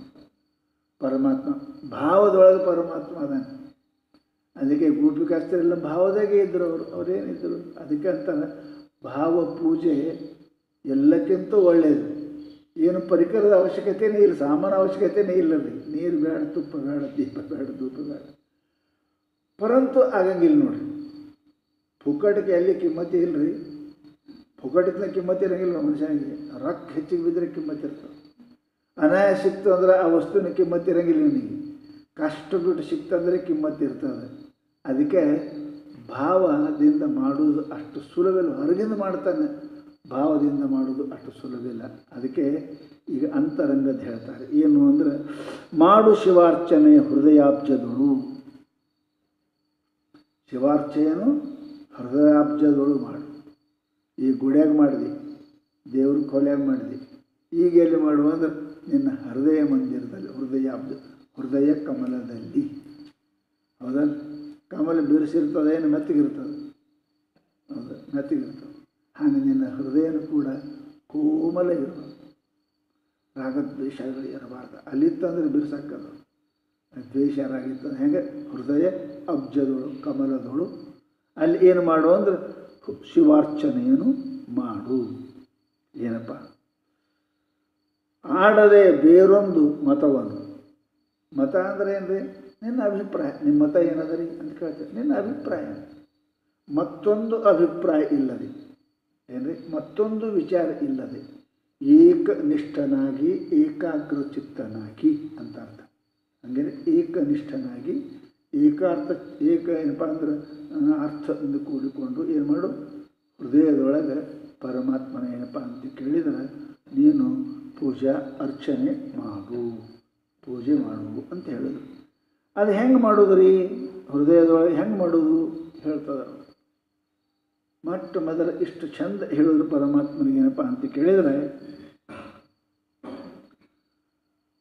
ಮೊದಲು ಮಾಡೋ ಸಮಯಕ್ಕೆ ಏನಪ್ಪ ಅಂದ್ರೆ ಹೆಂಗೆ ಇರಬೇಕು. ಶಾಸ್ತ್ರದಾಗ ಪೂಜೆ ಮಾಡೋರು ಭಾಳ ಮಂದಿ ನೋಡಿರ್ಬೇಕು ನೀವು. ಉಪಕರಣಗಳನ್ನು ಭಾಳ ಹಾಕೊಳಂಗಿಲ್ಲ ರೀ, ಬರೆ ಮೇಲೆ ಇರ್ತಾರೆ, ಕೆಳಗೆ ಒಂದು ಪಂಜಿನೇ ಇರ್ತಾವೆ. ನೋಡ್ತೀರಿ ಬ್ರಾಹ್ಮಣ ನಮ್ಮ ಕಡೆ ಎಲ್ಲ ಈ ಕಡೆ ಮಾಡ್ತಾರೆ, ಎಲ್ಲ ಹೊತ್ಕೊಂಡು ಅಂಗಿ ತೊಣ್ಣಿ ಎಲ್ಲ ಉಟ್ಕೊಂಡು ಮಾಡ್ತಾರೆ. ಇಲ್ಲ, ಬರೇ ಕೆಳಗೆ ಒಂದು ಇರಬೇಕು, ಮೇಲೆ ಉಪಕರಣನೂ ಕೂಡ ಇರೋಂಗಿಲ್ಲ. ಯಾಕಂದ್ರೆ ಬಹುಶಃ ನೀವು ಮದ್ರಾಸ್ ಕಡೆ ದೇವ್ರ ಗುಡಿಗೆ ಹೋದ್ರೆ ಕೆಲವೊಂದು ಗುಡಿಯಾಗ ನಿಮ್ಮ ಚೊಣ್ಣಿನೂ ಕಳಿಸ್ತಾರೆ, ನಿಮ್ಮ ಬಟ್ಟೆನೂ ಕಳೀತಾರೆ, ಲುಂಗಿ ಕೊಡ್ತಾರೆ ಅವ್ರು ನಿಮ್ಮ ಅಂತ್ಯಕ್ಕೆ ಇಲ್ಲ ಅಂದರೆ. ಇದು ಇಟ್ಟೇ ಉಟ್ಕೊಂಡು ಹೋಗ್ಬೇಕು ನೀವು ಒಳಗೆ. ನಿರಾವರಣ ಇರಬೇಕು. ಪರಮಾತ್ಮನ ಅಂತ್ಯಕ್ಕೆ ಆವರಣ ಇತ್ತು ಅಂತಂದ್ರೆ ಪರಮಾತ್ಮ ಒಲೆಯಂಗಿಲ್ಲ. ಅದಕ್ಕೆ ವಸ್ತ್ರಾಪಹರಣ ಲೀಲೆಯದ ಪರಮಾತ್ಮದ ಎಲ್ಲಿ ಭಾಗವತೊಳಗೆ ಎಲ್ಲ ವಸ್ತ್ರ ಕೂಡ ಕತ್ಕೊಂಡವ. ದೇವ್ರಿಗೆ ಏನದ ಅವ್ರ ಬತ್ಲೆ ಅದು ಚಂದ ಕಾಣ. ಅರೆ ದೇವ್ರಿಗೆ ಗೊತ್ತಿಲ್ಲ ಒಳಗೆ ಅದ. ನಾವು ನಿನ್ನ ಬತ್ಲೆ ಗೊತ್ತಿಲ್ಲ ಏನೋ ನೀನು ದೇವ್ರ ಒಳಗೆ ಅದ, ನೀ ಹೆಂಗಿದ್ದಿ ಅನ್ನೋದು ಗೊತ್ತದ ನನಗೆ. ಪರಂತು ಈ ಲಜ್ಜೆ ಹೋಗಬೇಕು, ಪರಮಾತ್ಮನದಲ್ಲಿ ಪ್ರತಿಬಂಧ ಇರಬಾರ್ದು ಅಂತ ನಿರಾವರಣ ಮಾಡ್ತಾನೆ ಪರಮಾತ್ಮ. ಆಮೇಲೆ ಅವ್ರಿಗೆ ಕೃಪಾ ಮಾಡಿ ಅವರೆಲ್ಲ ಹೌದು ತೊಗೊಂಡು ಬರೋದು. ನಿನಗೇನು ಹೊರಗೇನು ಒಳಗೇನು ನೀ ಅಡ್ಡು ಕಡಿ ಇದ್ದಿ, ನಿನಗೇನು ನಾವು ನಿನ್ನ ಮುಂದೇನು ಮುಚ್ಚಿರುವುದಲ್ಲ. ಆವಾಗ ಪರಮಾತ್ಮ ಅವ್ರ ಮೇಲೆ ಕೃಪಾ ಮಾಡಿ. ಅದಕ್ಕೆ ಮೊದಲೇದು ಪರಮಾತ್ಮನ ಪೂಜೆಗೆ ಹೋಗ್ಬೇಕಾದ್ರೆ ಇದು ಇರಬೇಕು. ಮೊದಲು ನಿರಾವೃತರಾಗಿರಬೇಕು, ಆವರಣರಹಿತರಾಗಿರಬೇಕು, ಬತ್ತಲಿಯಾಗಿ ಹೋಗಬೇಕು ಪರಮಾತ್ಮನ ಹಂತ್ಯಕ್ಕೆ. ಅಂದ್ರೇನು? ನನ್ನ ಹಂತ್ಯಕ್ಕೆ ಏನು ಧನದ, ವಸ್ತ್ರದ, ಶ್ರೀಮಂತಿಕೆ, ವಿದ್ಯೆ ಯಾವ ಆವರಣನೂ ಅವನಿಗಿರಬಾರ್ದು. ನನ್ನಂಥ ವಿದ್ಯಾವಂತ, ನನ್ನಂಥ ಬುದ್ಧಿವಂತ, ನನ್ನಂಥ ರೂಪವಂತ, ಇವು ಆವರಣದ ಪರಮಾತ್ಮನಿಗೆ ಪ್ರತಿಬಂಧಕ ಮಾಡ್ತಾವೆ. ಅದಕ್ಕೇ ಹೇಳಿದರು ನಿರಾವರಣನಾಗಿ. ಎಲ್ಲಕ್ಕಿಂತ ಹೆಚ್ಚಿನ ಆವರಣ ಏನು? ಮರಿವಿ, ಅಜ್ಞಾನ. ಇದೇ ಆವರಣದ ಹೆಚ್ಚಿನ ಆವರಣ ಇದೇ ಮನುಷ್ಯನಿಗೆ. ನಮ್ಮನ್ನು ಶಾಸ್ತ್ರ ಬರ್ತಾರೆ, ಅಜ್ಞಾನ ಎರಡನೇದು ಆವರಣ. ಅದ್ರ ಕೆಲಸ ಇಲ್ಲ. ಆವರಣ ಹೋಗ್ಬೇಕಾದ್ರೆ ಅಜ್ಞಾನ ಹೋಗಬೇಕು. ಹಾಗೆ ಪರಮಾತ್ಮನ ಮುಂದೆ ತನ್ನದನ್ನು ಯಾವ ಅಭಿಮಾನವೂ ಕೂಡ ಇಟ್ಕೊಳ್ಳಾರದೆ ಮಾಯ ಅಜ್ಞಾನವನ್ನು ನಿರೀಕ್ಷಿ ಪರಮಾತ್ಮನಲ್ಲಿ ಹೊರಚಿ ಬಿಟ್ಟು ಹೋಗ್ಬೇಕು. ಅದು ಆವರಣದ ಮನುಷ್ಯನಿಗೆ. ಪರಮಾತ್ಮನ ಭೇಟಿ ಮಾಡಿಕೊಡಂಗಿಲ್ಲ. ಲಗ್ನದಾಗ ಅರಿವಿ ಹಿಡಿತಾರೆ ಲಗ್ನದಾಗ ನೋಡ್ರಿ. ಯಾಕೆ? ಅದು ಪೂರ ಆಗೋ ತನಕ ಅವ್ರು ತೆಗೆಯಂಗನೇ ಇಲ್ಲ. ಅದು ತೆಗೆದ ಬಳಕೆ ಗಂಡನ ಮಾರಿ ನೋಡೋಕೆ ಬರ್ತದೆ, ಹೆಂಡತಿ ಮಾರಿ ನೋಡೋಕೆ ಬರ್ತದೆ. ಪರದೆ ಇದ್ದರೆ ಹೆಂಗೆ ನೋಡೋಕೆ ಬರ್ತದಪ್ಪ? ಬರೋಂಗಿಲ್ಲ. ಹಾಗೆ ಭಗವಂತನ ಜ್ಞಾನ, ಭಗವಂತನ ಪ್ರೀತಿ ಗಳಿಸ್ಬೇಕಂದ್ರೆ ಇದು ಮೊದಲು ತೆಗಿ, ಆವರಣ ತೆಗಿ. ಅಜ್ಞಾನ, ಆವರಣ, ಕಾಮ, ಕೃತಿ ಎಲ್ಲ ಮೊದಲು ಬಿಡು. ಅದಕ್ಕೆ ಹೇಳ್ತಾರೆ ಅವರು, ಮಾಯೆ ಹೊದ್ದದ ಬೋಧವನು ಏನ್ರಿ ಶುದ್ಧ ಮತಿ ಬಿಡಿದು. ಹೆಂಗೆ ಆ ಬೋಧ ಹೋಗ್ಬೇಕಾದ್ರೆ, ಅದು ಅಜ್ಞಾನ ಹೋಗ್ಬೇಕಾದ್ರೆ ಹೆಂಗಿರ್ಬೇಕು? ಶುದ್ಧ ಮತಿ ಇರಬೇಕು, ಪವಿತ್ರ ಇರಬೇಕು. ಹಾಗೆ ಎಲ್ಲ ಹೋಗಿರಬೇಕು. ಅದು ಆವರಣ ಹೋಗ್ತಾಗ ಜ್ಞಾನದಿಂದನೇ ಹೋಗ್ತಾರೆ. ಜ್ಞಾನಿ ಆದವನೇ, ಜ್ಞಾನ ಉಳ್ಳವನೇ ಅಜ್ಞಾನವೆಂಬ ಆವರಣವನ್ನು ಕಳೀಲಿಕ್ಕೆ ಬರ್ತದೆ. ಉಳಿದವರಿಗೆ ಬರುವುದಿಲ್ಲ. ಅವ್ರು ಹೆಂಗಿರ್ತಾರೆ? ಶುದ್ಧ ಮತಿ ಉಳ್ಳವರಾಗಿರ್ತಾರೆ. ಅದಕ್ಕೆ ಬುದ್ಧವು ಶರಣ ಮನ್ವಿಚ್ಛ. ಪರಮಾತ್ಮ ಹೇಳಿದ, ಬುದ್ಧಿಗೆ ಶರಣ ಹೋಗು, ನಿನಗೆ ಆತ್ಮಜ್ಞಾನ ಆಗ್ತದೆ ಅಂತ ಪರಮಾತ್ಮ ಹೇಳಿದ. ಹಂಗೆ ಶುದ್ಧ ಮತಿ ಹಿಡಿದು ವೈಯಾರದಿಂದ ಭಾವಿಸಿ. ನೋಡ್ರಿ, ವೈಯಾರ ಅಂದರೆ ಏನು? ವೈಯಾರ ಅಂದರೆ ತನ್ನನ್ನು ಪ್ರಕಟಿಸುವುದು ವೈಯಾರದ. ಈಗ ಡ್ರೆಸ್ ಮಾಡ್ತಾರೆ. ಯಾಕೆ? ತನ್ನ ಸೌಂದರ್ಯವನ್ನು, ತನ್ನ ಶ್ರೀಮಂತಿಕೆಯನ್ನು, ತನ್ನ ಏನದ ಅದನ್ನು ಪ್ರಕಟ ಮಾಡೋಕ್ಕೆ ವೈಯಾರತನ ಮಾಡ್ತಾರೆ ಮನುಷ್ಯ. ಅದು ವೈಯಾರತನ ಅಂದ್ರೆ ಇನ್ನೊಬ್ಬರು ಸಂತುಷ್ಟಿ ಆಗಲಿ, ನನ್ನ ನೋಡಿ, ನನ್ನ ಶ್ರೀಮಂತಿಕೆ, ನನ್ನ ರೂಪ, ನನ್ನ ವಸ್ತ್ರ, ಹಾಗೆ ಅದು ವೈಯಾರ ಅಂತ. ಅಭೀಪ್ಸೆ ಏನ್ರಿ? ಅತ್ಯಂತ ಉತ್ಕಟ ಇಚ್ಛೆ, ಅಭೀಪ್ಸೆ ಅಂತಾರೆ ಅದಕ್ಕೆ ವೈಯಾರದಿಂದ ಭಾವಿಸಿ ಅದೇನ್ರಿ? ನಾನು ಪರಮಾತ್ಮನಲ್ಲಿ ಹೋಗಬೇಕಾದ್ರೆ ಹಂಗೆ ಸುಂದರ ಹೇಗೆ ಪತಿ ಪ್ರೀತಿ ಆಗಬೇಕಾದ್ರೆ ಸುಂದರ ವೇಷ, ಸುಂದರ ಆಯುಷ, ಸುಂದರ ಅಲಂಕಾರ ಯಾಕೆ ಮಾಡ್ತಾರೆ ಅವರು? ಪತಿ ವರ್ಷಕ್ಕೆ ತಮ್ಮ ಸೌಂದರ್ಯವನ್ನು ಏನಪ್ಪ ಅಂದ್ರೆ ತಮಗಲ್ಲ, ಸೌಂದರ್ಯಕ್ಕೆ ಸುಖಿ ಅವ ಆಗಬೇಕು. ನನ್ನ ಸೌಂದರ್ಯಕ್ಕೆ, ನನ್ನ ಮಾತಿಗೆ, ನನ್ನ ವ್ಯವಹಾರಕ್ಕೆ ಪತಿ ಸಂತೋಷಪಟ್ಟ ಅಂದ್ರೆ ನಿನ್ನ ಸೌಂದರ್ಯಕ್ಕೆ ಲಾಭದ, ಸೌಂದರ್ಯ ಕೃತಾರ್ಥ. ಯದ್ಯಪಿ ನಿನ್ನ ಸೌಂದರ್ಯಕ್ಕೆ, ನಿನ್ನ ರೂಪಕ್ಕೆ, ನಿನ್ನ ಕಾರ್ಯಕ್ಕೆ ಅವ ಪ್ರಸನ್ನ ಆಗಲಿಲ್ಲ ಅಂದ್ರೆ ಪರಮಾತ್ಮ ಏನಪ್ಪ ಅಂದ್ರೆ ಏನೂ ಇಲ್ಲ. ಅದಕ್ಕೆ ನೀವು ಕೇಳಿ ಮದ್ರಾಸದೊಳಗೆ ಹುಡುಗಿಯಾಗಿ ಹೋಗ್ಯಾಳ ಹೆಣ್ಮಗಳು. ಆಕೆ ಹೆಸರು ಏನಾದ? ದಿನಂಪ್ರತಿ ಅವ್ರ ಗುರುಗಳು ಮಠದಾಗ ಇರ್ತೀವಿ, ಎಲ್ಲೇ ಹೂವಿನ ಗಿಡದಾಗ ಸಿಕ್ಕಿಳಾಕಿ ಯಾರೋ ಇಟ್ಟು ಹೋಗಿದ್ರು. ಆಕೆ ದೊಡ್ಡಕ್ಕೆ ಮಾಡಿ ಪಾಲನೆ ಪೋಷಣೆ ಮಾಡಿದರು. ದಿನ ಹೂವು ಏನಪ್ಪ ಅಂದ್ರೆ ಆರಿಸಿ ಹೂವು ಮಾಡಿ ಹಾರ ಮಾಡಿ ಆಕೆ ಗುರುಗಳು ಕೊಡ್ತಿದ್ರು, ಗುರುಗಳು ದೇವರಿಗೆ ಏರಿಸ್ತಿದ್ರು. ಆಕೆ ದಿನ ಹೂ ತರೋಕ್ಕೆ, ಹೂವಿನ ಹಾರ ಮಾಡೋಕ್ಕೆ, ಚಂದ ಮಾಡೋಕ್ಕೆ ಕೊಳ್ಳ ಹಾಕ್ಕೊಂಡು ಅದರ ಮುಂದೆ ನಿಂದಿರ್ತೀವಿ. ಆಕೆ ಕನ್ನಡಿ ಮುಂದೆ ನಿಂದ್ರೆ ನೋಡ್ತೀವಿ. ಹಾಂ, ಅದೇ ಕೃಷ್ಣ ಚಲೋ ನನಗೆ ಚಲೋ ಕಂಡ್ರೆ ಅವ್ನು ಚಲೋ ಕಾಣ್ತದೆ, ನನಗೆ ಚಲೋ ಕಂಡು ಹೆಂಗೆ ಕಾಣ್ತದೆ ಹಾಕ್ಕೊಂಡು ನೋಡ್ತೇವೆ. ದಿನ ಕೊಡ್ತೀವಿ. ಕೃಷ್ಣಗೆ ಹಾಕ್ತಿದ್ರು ಗುರು ಭಜನೆ ಮಾಡಿ. ಒಂದು ದಿವಸ ಯಾರೋ ಹೇಳಿದ್ರು, ಏನು ರೀ ಆ ಪೂರಿಗೆ ಹೇಳಿದೆ, ಆ ಪೂರಿಗೆ ಕೊಳ್ಳ ಹಾಕ್ಕೊಡ್ತದೆ, ಮೊದಲು ಹಾರ ಹಾಕ್ಕೊಡ್ತದೆ, ಹಾಕ್ಕೊಂಡು ನಿಮ್ಗೆ ಕೊಡ್ತದೆ, ನಿಮ್ಗೆ ಗೊತ್ತೇ ಇಲ್ಲ. ಭಾಳ ಶಕ್ತಿ ಬಂದು ಗುರುಗಳು, ನಾವು ಉಂಡು ನೈವೇದ್ಯ ಹಿಡಂಗಿಲ್ಲಲ್ರಿ. ಯಾವುದು ನಾವು ಮೊದಲು ಉಳ್ಳಾರ ವಸ್ತು ದೇವ್ರಿಗೆ ಕೊಡ್ತೇವೆ, ಉಳ್ಳಾರದೇ ದೇವ್ರಿಗೆ ಹಿಡಿತೇವೆ. ಇದು ಹಿಂಗೆ ಮಾಡೋದು ಹುಡುಗರು ಬೈದರು. ಅಳ್ಕೋತು ಕುಂತು ಕೃಷ್ಣ ದೇವರು ಹಾಕಿದ್ರು. ದೇವರ ಅಂದ ಇವತ್ತು ಚಲೋ ಆಗಿಲ್ಲ ಹಾರ ಅಂದ. ಯಾಕೆ ಆಕೆ ಕೊಳ್ಳಾಗ ಹೋದದ್ದು ಹಾರೇ ನನಗೆ ಚೆಂದ ಕಾಣ್ತಾವೆ, ಈ ಹಾಲು ನಮ್ಗೆ ಚಲೋ ಇಲ್ಲ. ಸ್ವಪ್ಪಂದ ಹೇಳಿದ ಕೂಡಲೇ ಮರುದಿವ್ಸ ಹೋಗ್ಯವ, ನೀನೇ ದಿನ ಮಾಡಿಕೊಡು ಅಂತ ಹೇಳಿದ್ರಂತ. ಆಕೆ ದಿನ ಹಾಕೊಂಡೆ ನೋಡಕ್ಕೆ. ಇಲ್ಲಿ ಸಲ್ಲುವವರು ಅಲ್ಲಿ ಸಲ್ಲುವರಯ್ಯ, ಇಲ್ಲಿ ಸಲ್ಲದವರು ಎಲ್ಲಿಯೂ ಸಲ್ಲರಯ್ಯ ಶರಣರು ಹೇಳ್ಯಾರಲ್ಲ. ಹಂಗೆ ನಮಗೆ ಚಲೋ ಇದ್ದಿದ್ದೇ ನೈವೇದ್ಯ ಕೊಡ್ಬೇಕಲ್ರಿ. ಶಬರಿ ಹೆಂಗೆ ಕೊಟ್ಲು? ತನಗೆ ಚಲೋ ಇದ್ದಿದ್ದೇ ಕೊಟ್ಲಲ್ರಿ. ನನಗೆ ಬೇಡಾದದ್ದು ಕೊಡ್ತೇವೆ ನಾವು, ಬೇಡಾದ್ದು ಕೊಡ್ತೇವೆ ಅಲ್ಲ. ಇಲ್ಲಿ ದೇವರದನ, ಈ ದೇವ್ರು ಚಲೋ ಆದ್ರೆ ಆ ದೇವ್ರು ಚಲೋ ಆಗ್ತದೆ. ಇಲ್ಲಿ ಸಲ್ಲಬೇಕು ಮೊದಲು. ಅದಕ್ಕೆ ಅಂತಾರೆ ಅವರು, ಅವು ನೋಡಿ ಸುಖ ಆಗ್ತದೆ. ವೈಯಾರದಿಂದೇ ಭಾವಿಸಿ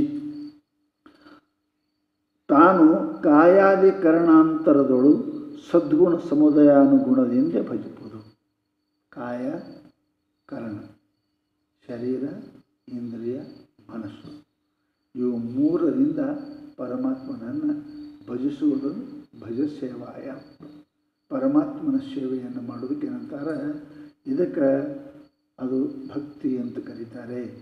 ಏನು ಸದ್ಗುಣದಿಂದ, ಕಾಯದಿಂದ ಅಷ್ಟೇ ಅಲ್ಲ, ಕಾಯಾದಿ ಅಂದರೆ ಶರೀರ, ವಾಣಿ, ಮನಸ್ಸಿನಿಂದ ಏನಪ್ಪ ಅಂತ ಕೇಳಿದರೆ ಅವೆಲ್ಲ ಸದ್ಗುಣಗಳ ಸಮುದಾಯದಿಂದ ಕೂಡಿಕೊಂಡು ಪರಮಾತ್ಮನನ್ನು ಭಜಿಸಬೇಕು.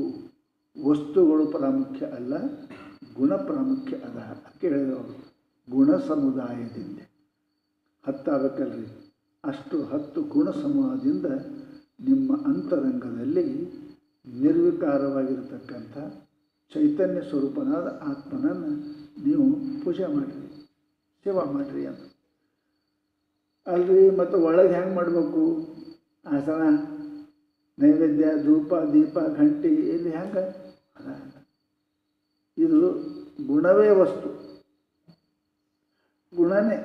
ಆಯಾಯ ಗುಣಗಳಿಂದ ಕೂಡಿಕೊಂಡಿ ಅಂದ್ರೆ, ಗುಣದಿಂದ ಕೂಡಿಕೊಂಡು ಪರಮಾತ್ಮನ ಸ್ಮರಿಸಿದೆ ಅಂದ್ರೆ ಆಯ್ಕೆ, ಆಸನನೂ ಆಯಿತು, ಎಲ್ಲ ಆಯಿತು. ಗುಣಗಳೇ ಪರಿಕರಗಳು, ವಸ್ತುಗಳಲ್ಲ. ಗುಣಗಳೇ ಪರಿಕರಗಳು, ಸಾಮಗ್ರಿಗಳು ಪೂಜೆ ಮಾಡಲಿಕ್ಕೆ. ಅಂತರಂಗದ ನಿರಾಕಾರ ಪರಮಾತ್ಮನ ಪೂಜೆ ಮಾಡೋಕ್ಕೆ ಗುಣಗಳೇ ಪರಿಕರ ಅದಾವ. ಹಾಗಾದರೆ ಆಸನ ಹಾಕ್ಬೇಕು. ಮೊದಲು ಆಸನ ಇದ್ದು ಬರಂಗಿಲ್ಲ, ಕುಂಡ್ರತಾ ಇಲ್ಲಿ ಕರೆದು ಒಳಗೆ ಕುಣ್ಸಕ್ಕೆ ಮೊದಲು ಆಸನ ಬೇಕು. ಆಸನ ಹೆಂಗೆ? ಅಂತಃಕರಣದ ನಿರ್ವಿಕಾರ ಚೇತನಕ್ಕೆ ಪರಮಾತ್ಮನಿಗೆ ಆಸನ ಏನು ಅಂತ ಹೇಳ್ತಾರೆ ಅವರು. ಹರನೇ ಸರ್ವಾಧಾರನೆಂಬುದೇ ಆಸನ. ಹೌದಾ? ನಾವು ಕುಂಡ್ರಕ್ಕೆ ಆಸನನೇ ಆಧಾರ ಇರ್ತದಲ್ಲ. ಹೌದಾ? ಕುದುರೆ ಮೇಲೆ ಕೂತೇವೆ, ಇದು ಕುದುರೆ ಆಸನ. ಹುಲಿ ಮೇಲೆ ಕೂತೇವೆ, ಹುಲಿ ಆಸನ. ಚರ್ಮ ಮೇಲೆ ಕೂತೇವೆ, ಚರ್ಮಾಸನ. ಕಂಬಳಿ ಮೇಲೆ ಕೂತೇವೆ, ಕಂಬಳಿ ಆಸನ. ಅಂತೂ ಒಂದು ಜಾಗ ಬೇಕು ಆಸನಕ್ಕೆ. ಅದಕ್ಕಂತಾರೆ ನೀ ಹಿಂಗೆ ಮಾಡು, ಆ ಚರ್ಮ ಈ ಚರ್ಮ, ಆ ಕಟ್ಟಿಗೆ ಈ ಕಟ್ಟಿಗೆ ಆಸನ ಅವೇನು ತಾತ್ಕಾಲಿಕ ಅದಾವ, ಅವು ಉತ್ಪನ್ನ ಆಗ್ತಾವೆ, ಹೋಗ್ತಾವೆ. ಇಂಥದ್ದೊಂದು ಆಸನ ಅದ. ಪರಮಾತ್ಮನಿಗೆ ಏನು ಆಸನ ಬೇಕು? ಹರನೇ ಸರ್ವಾಧಾರನ. ಆಧಾರ ಅಂದರೆ ಒಂದು ವಸ್ತು ಇದಕ್ಕೆ ಅನುಕೂಲ ಮಾಡಿ ಕೊಟ್ಟೋದಕ್ಕೆ ಆಧಾರ ಅಂತೇಳಿ. ನಮ್ಮ ಭಾಳ ಕಷ್ಟದಾಗ ಇವರೇ ಆಧಾರ ಆಗ್ಯಾರ, ನಮ್ಮ ಕೈ ಹಿಡ್ದ ನಮ್ಮನ್ನು ಚಲೋ ಮಾಡ್ಯಾರ. ಆಧಾರ ಅಂದರೆ ಏನು? ಎಲ್ಲದಕ್ಕೂ ಕೂಡ ಅದು ಏನದ ಮೂಲದ, ಅದಕ್ಕೆ ಆಧಾರ ಅಂತೇವೆ. ಹಾಗೆ ಪರಮಾತ್ಮ ಈ ಸಮಸ್ತ ಜಗತ್ತಿಗೆ ನಾಮರೂಪಕ್ಕೆ ಅಸ್ಥಿಭಾತಿ ಪ್ರಿಯದಿಂದ ಅವನೇ ಅದಾನ. ಆ ಅಸ್ಥಿ ಇದ್ದಿದ್ದರೆ ಈ ನಾಮೆಲ್ಲಿ, ಆ ಭಾತಿ ಇದ್ದಿದ್ದರೆ ಈ ನಾಮ ರೂಪ ಎಲ್ಲಿ. ಅದಕ್ಕೆ ಸಮಸ್ತ ನಾಮರೂಪಾತ್ಮಕ ಪ್ರಪಂಚಕ್ಕೆ ಅಸ್ಥಿಭಾತಿ ರೂಪದಿಂದ ಪರಮಾತ್ಮನೇ ಏನಾಗೇನ ಮೂಲ ಅದಾನೆ. ಅವನ ಮೇಲೆ ನಿಂತದಿದು. ಹೆಂಗೆ ಭೂಮಿ ಮನೆಗೆ ಆಧಾರ ಅದ, ಅದರಂತೆ ಈ ಪರಮಾತ್ಮನೇ ಸಮಸ್ತ ನಾಮರೂಪಾತ್ಮ ಜಗತ್ತಿಗೆ ಆಧಾರ ಹಿಂಗೆ ತಿಳ್ಕೊಂಡು ಆಸನ ಹಾಕಿದಂಗೆ. ಏನು ಈ ಆಸನ ಎಬ್ಸಕ್ಕೆ ಬರೋಂಗಿಲ್ಲ, ಹೊಳ್ಳೆ ಹಾಕಕ್ಕೆ ಬರೋಂಗಿಲ್ಲ. ಹೆಂಗೆ ಆಸನ ಅದ್ರಿ ಇವೆಲ್ಲ ತೆಗಿತಾರೆ ಆಸನ, ಹೌದಲ್ರಿ? ಹರಿದರೆ ಹೋಗ್ತಾವೆ, ಬಿದ್ದರೆ ಹೋಗ್ತಾವೆ. ಪರಂತು ಇದು ಹೆಂಗದ ಆಸನ? ಸರ್ವಾಧಾರನು ಹರನೆಂಬುದೇ ಆಸನ. ಸಮಸ್ತ ನಾಮರೂಪಾತ್ಮಕ ಪ್ರಪಂಚಕ್ಕೆ ಅಸ್ಥಿ ರೂಪದಲ್ಲಿ ಯಾವ ಅದಾನ ಪರಮಾತ್ಮನೇ ಆಧಾರ ಅದಾನ ಅಂತ ಈ ಹೃದಯ ಕಮಲದೊಳಗೆ ಆ ಪರಮಾತ್ಮನಿಗೆ ಚೇತನಕ್ಕೆ ಈ ಆಸನ ಹಾಕ. ಯಾವುದು? ಅವನೇ ಆಧಾರ. ಅದು ಆದಮೇಲೆ ಏನಪ್ಪ ಅಂತ ಕೇಳಿದರೆ ಅವನಿಗೆ ಕರಿಬೇಕು. ಮೊದಲು ಆಸನ ಹಾಕಿ ಕರೀರಿ. ಅದನ್ನು ಕರೆದ್ಬೇಕು, ಆಸನ ಹಾಕಂಗಿಲ್ಲ. ದೇವ್ರಿಗೆ ಮೊದಲು ಜಗಲಿ ಮಾಡ್ತೇವೆ, ಆಮೇಲೆ ಪೂಜೆ ಮಾಡ್ತೇವೆ, ದೇವ್ರಿಗೆ ಕರಿತೇವೆ. ಮೊದಲು ಜಗಲಿ ಬೇಕು, ಮೊದಲು ಆಸನ ಆಗಬೇಕು, ಆಮೇಲೆ ಆಮಂತ್ರಣ ಕೊಡ್ತೇವೆ. ವ್ಯವಸ್ಥೆ ಮಾಡಲಿದ್ರೆ ಆಮಂತ್ರಣ ಯಾರು ಕೊಡೋಂಗಿಲ್ಲ. ಭಾಳ ಮಂದಿ ಯಾಕೆ ಕರೆದ್ಮೇಲೆ ಹುಡುಕಾಡ್ತಾರೆ. ಟೇಬಲ್ ಎಲ್ಲದ, ಕುರ್ಚಿ ಎಲ್ಲದ, ಅವಾಗ ಹುಡುಕಾಡ್ತಿರ್ತಾರೆ. ಅಲ್ಲಿ ತಗ ನಿಂದಿರ್ಬೇಕವ, ಯಾರು ಸ್ವಾಮಿ ನಿಂದಿರ್ಬೇಕು.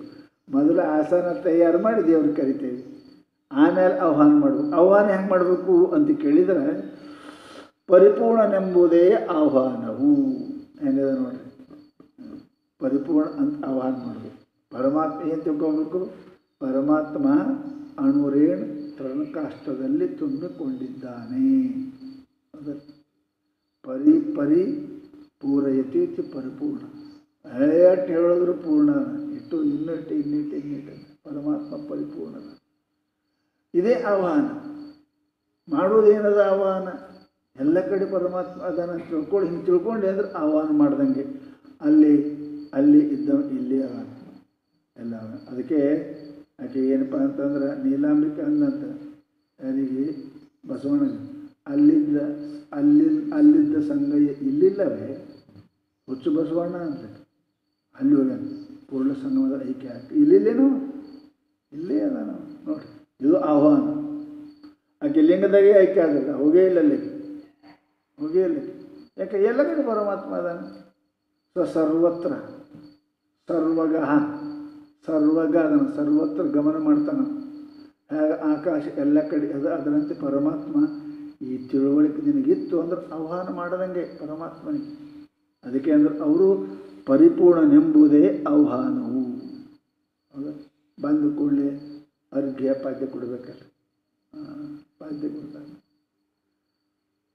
ಪಾದಕ್ಕೆ ಪಾದ್ಯ, ಕೈಗೆ ಅರ್ಘ್ಯ.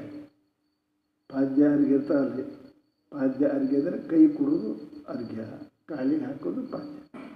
ಅದಕ್ಕೆ ಪರಮಾತ್ಮ ಬಂದು ಕೊಡಲಿ, ಯಾರೇ ಬಂದು ಕೊಡಲಿ ಮಟ್ಟ ಮೊದಲು ಅವ್ರ ಕೈ ತೊಳ್ಕೊಂಡು ಅವ್ರ ಕಾಲಿನ ನೀರು ಹಾಕಿ ಒಳಗೆ ಕರ್ಕೊತಾರೆ.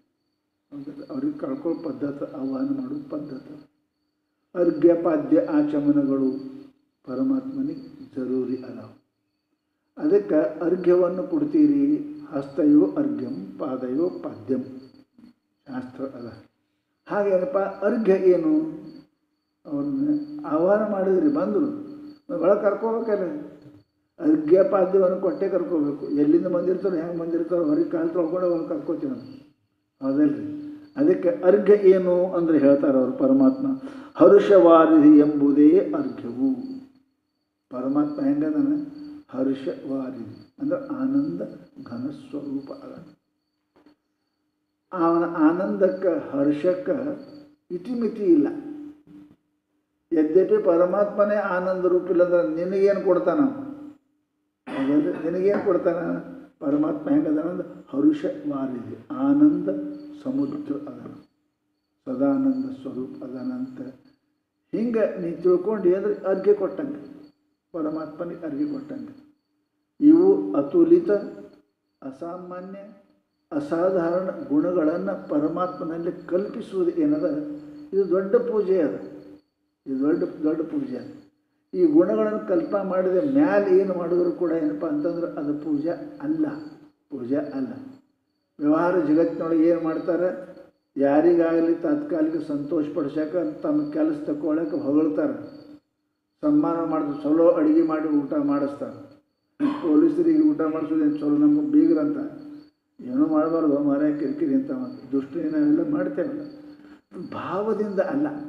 ಅದಕ್ಕಂತಾರೆ ಮಹಾತ್ಮರು ಭಾವದಿಂದ ಮಾಡಬೇಕು. ಪರಮಾತ್ಮ ಏನಪ್ಪ ಅಂತ ಕೇಳಿದರೆ ಅವ ಹೆಂಗದನಂದ್ರೆ ಹರುಷ ವಾರಿದ ಆನಂದ ಘನ ಸ್ವರೂಪ ಅದಾನೆ.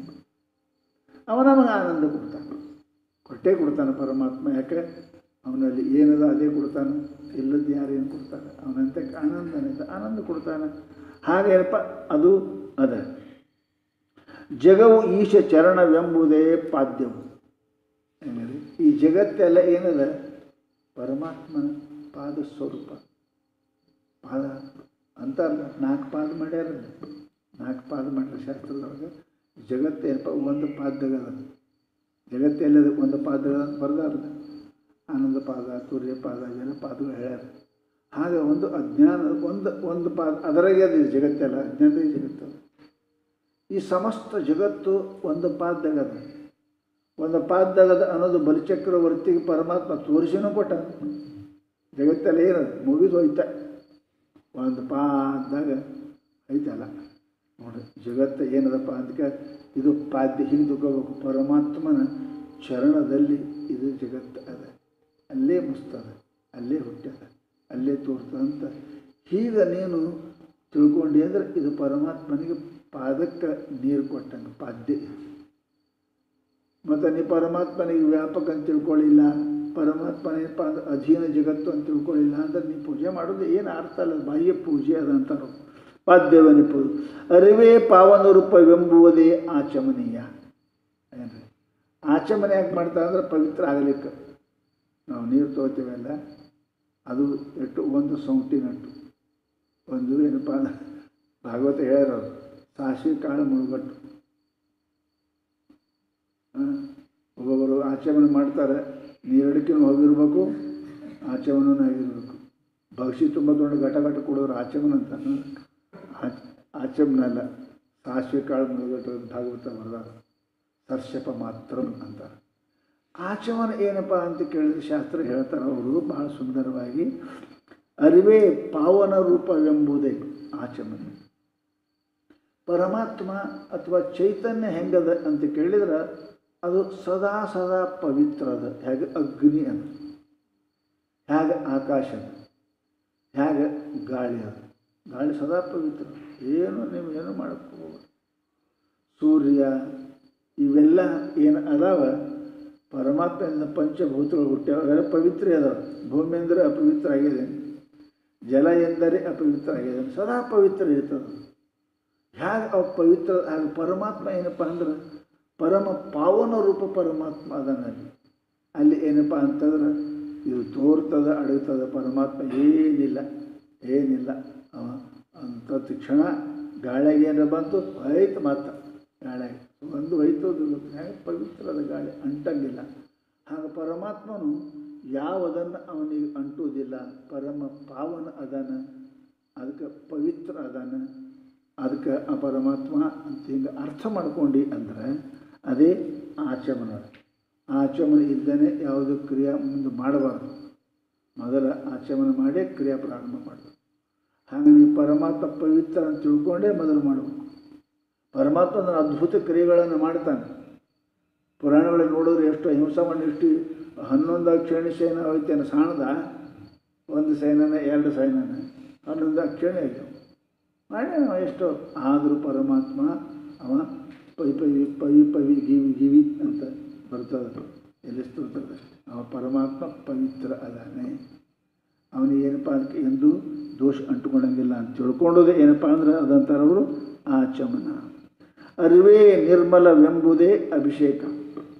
ಹೌದಲ್ಲ, ಅಭಿಷೇಕ ಮಾಡ್ತೇವೆ ಯಾಕೆ? ಅದಕ್ಕೆ ದೋಷ ನಿವೃತ್ತಿ ಗುಣಾಧಾನ. ಯಾವುದೇ ಮಾಡ ಶೃಂಗಾರ ದೋಷ ನಿವೃತ್ತಿ ಗುಣಾಧಾನ. ಪರಮಾತ್ಮನಿಗೆ ಏನಪ್ಪ ಅಂದ್ರೆ ನಾವು ಈಗ ಅಭಿಷೇಕ ಮಾಡ್ತೇವೆ, ಏನು ಹೊಲಸಾಯನಂತ ಇಲ್ಲ, ನಿರ್ಮಲ ಅಂತ ತಿಳ್ಕೊಂಡ್ರೆ ದೊಡ್ಡ ಅಭಿಷೇಕ ಮಾಡ್ದಂಗೆ. ಪರಮಾತ್ಮ ಸದಾ ಸದಾ ನಿರ್ಮಲ ಅದಾನೆ. ಯಪ್ಪ ನೇಯ ಹತ್ತದ ನಾಲಿಗೆಯಂತೆ.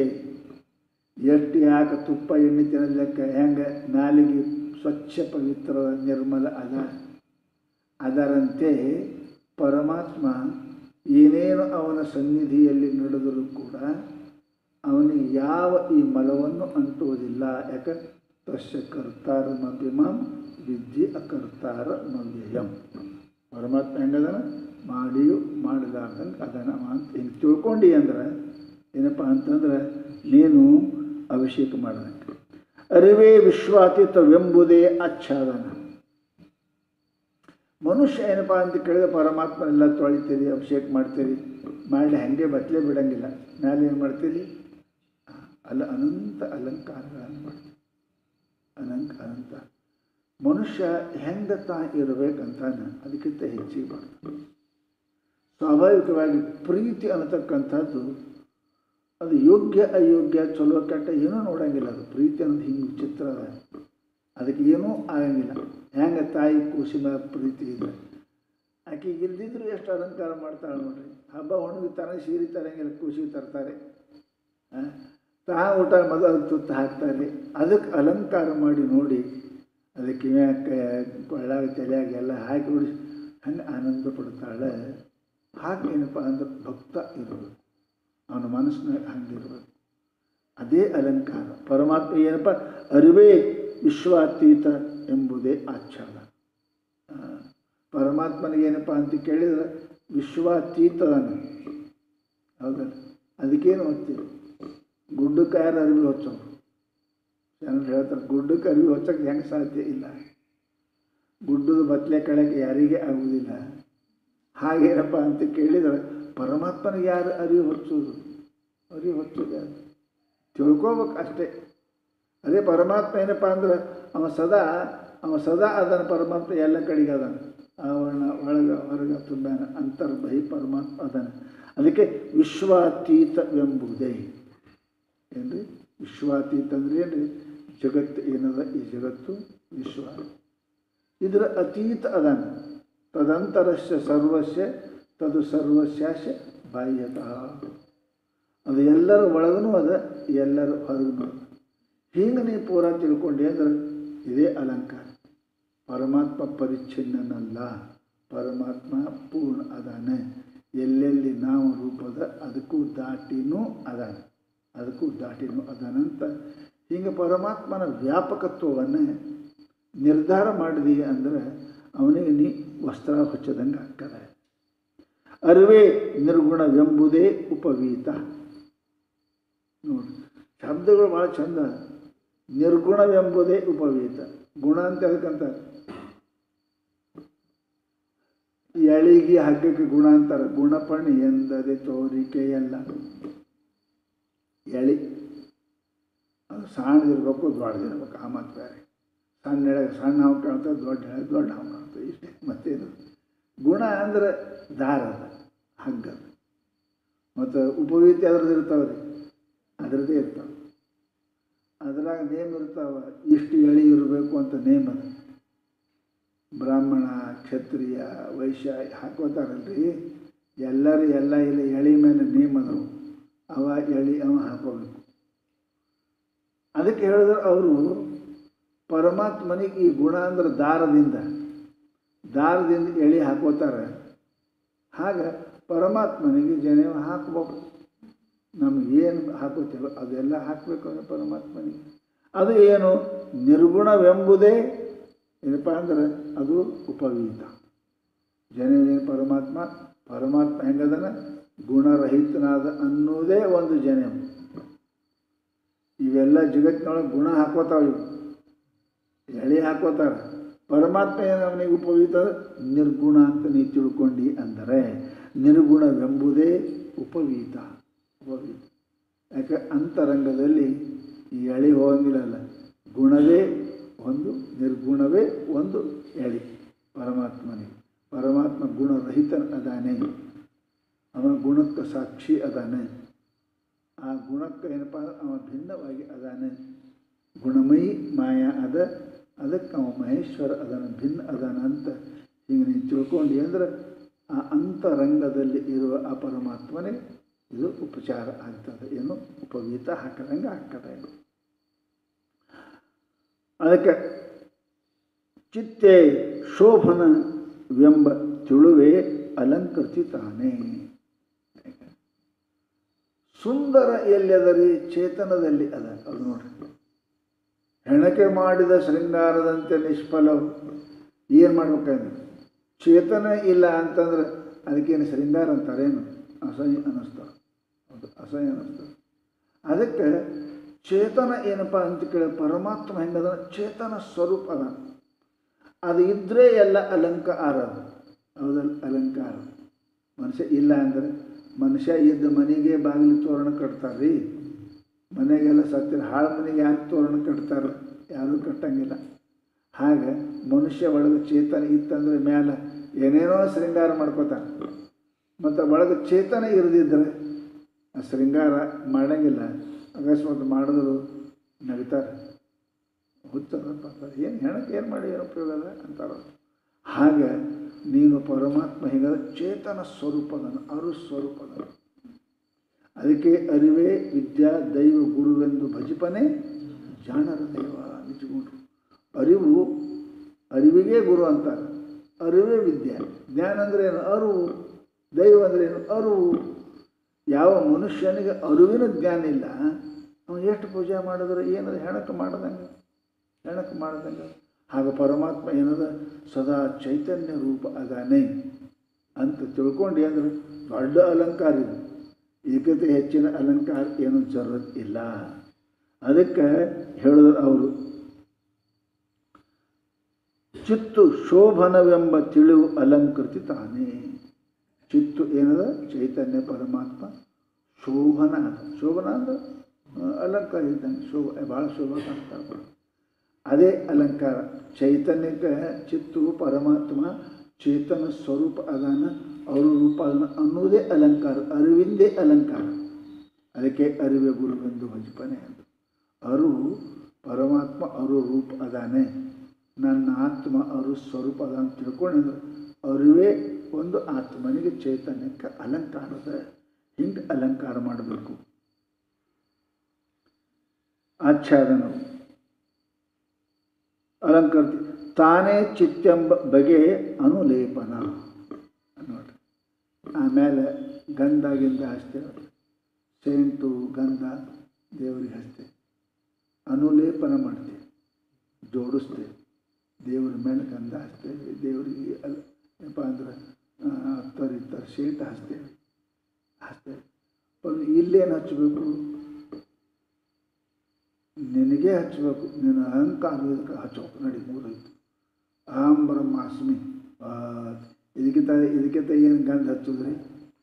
ನಾನೇ ಬ್ರಹ್ಮ, ಬ್ರಹ್ಮವೇ ನಾನು, ಪರಮಾತ್ಮನೇ ಆತ್ಮ, ಆತ್ಮನೇ ಪರಮಾತ್ಮನು. ಇದು ಲೇಪನ ಮಾಡು, ಭಾವ ಲೇಪನ ಮಾಡು. ಬ್ರಹ್ಮ ಭಾವ, ಭಗವದ್ ಭಾವ ಲೇಪನ ಮಾಡಿದೆ ಅಂದ್ರೆ ಅದಕ್ಕೆ ಗಂಧಾಗಿಂದ ಹಚ್ಚದಂಗೆ ಇಲ್ಲ. ಭಾವನೆ ನನಗೆ ಪರಮಾತ್ಮ ರೂಪಿಲ್ಲ. ಅದಕ್ಕೆ ಶಿವನ ತಾನೆಂದು ಮಾನಸದೊಳಗೆ ಪೂಜಿಸಿದವನೇ ಭಗವಂತ ಒಡೆಯುವುದೇ. ಇದು ಲೇಪನ, ಭಗವದ್ ಭಾವ ಲೇಪನ. ಜೀವಭಾವ ಹೋಗಿ ಭಗವದ್ಭಾವ ಇರಬೇಕು. ಅದಕ್ಕೆ ತಾನ ಚಿತ್ತ ಎಂಬುದು ಬಗೆ ಅನುಲೋಪನ. ಚಿತ್ತೇ ಅನಾದಿ ಎಂಬುದು ಪುಷ್ಪವು. ಹೂವು ಹಾಕ್ಬೇಕಲ್ಲ, ಹೂವೇನು? ಪರಮಾತ್ಮ ಇವನಿಗೆ ಆದಿ ಇಲ್ಲ. ಆದಿ ಇಲ್ಲ ಅಂದ್ರೆ ಅಂತಿಲ್ಲ. ಪರಮಾತ್ಮ ಅನಾದಿ ಅನಂತದಾನ. ಇವ ಹುಟ್ಟುವವನು ಸಾಯುವವನು ಅಲ್ಲ. ನನಗೆ ಮನುಷ್ಯನ, ಅದಕ್ಕೆ ಪರಮಾತ್ಮ ಅಂತಾನ.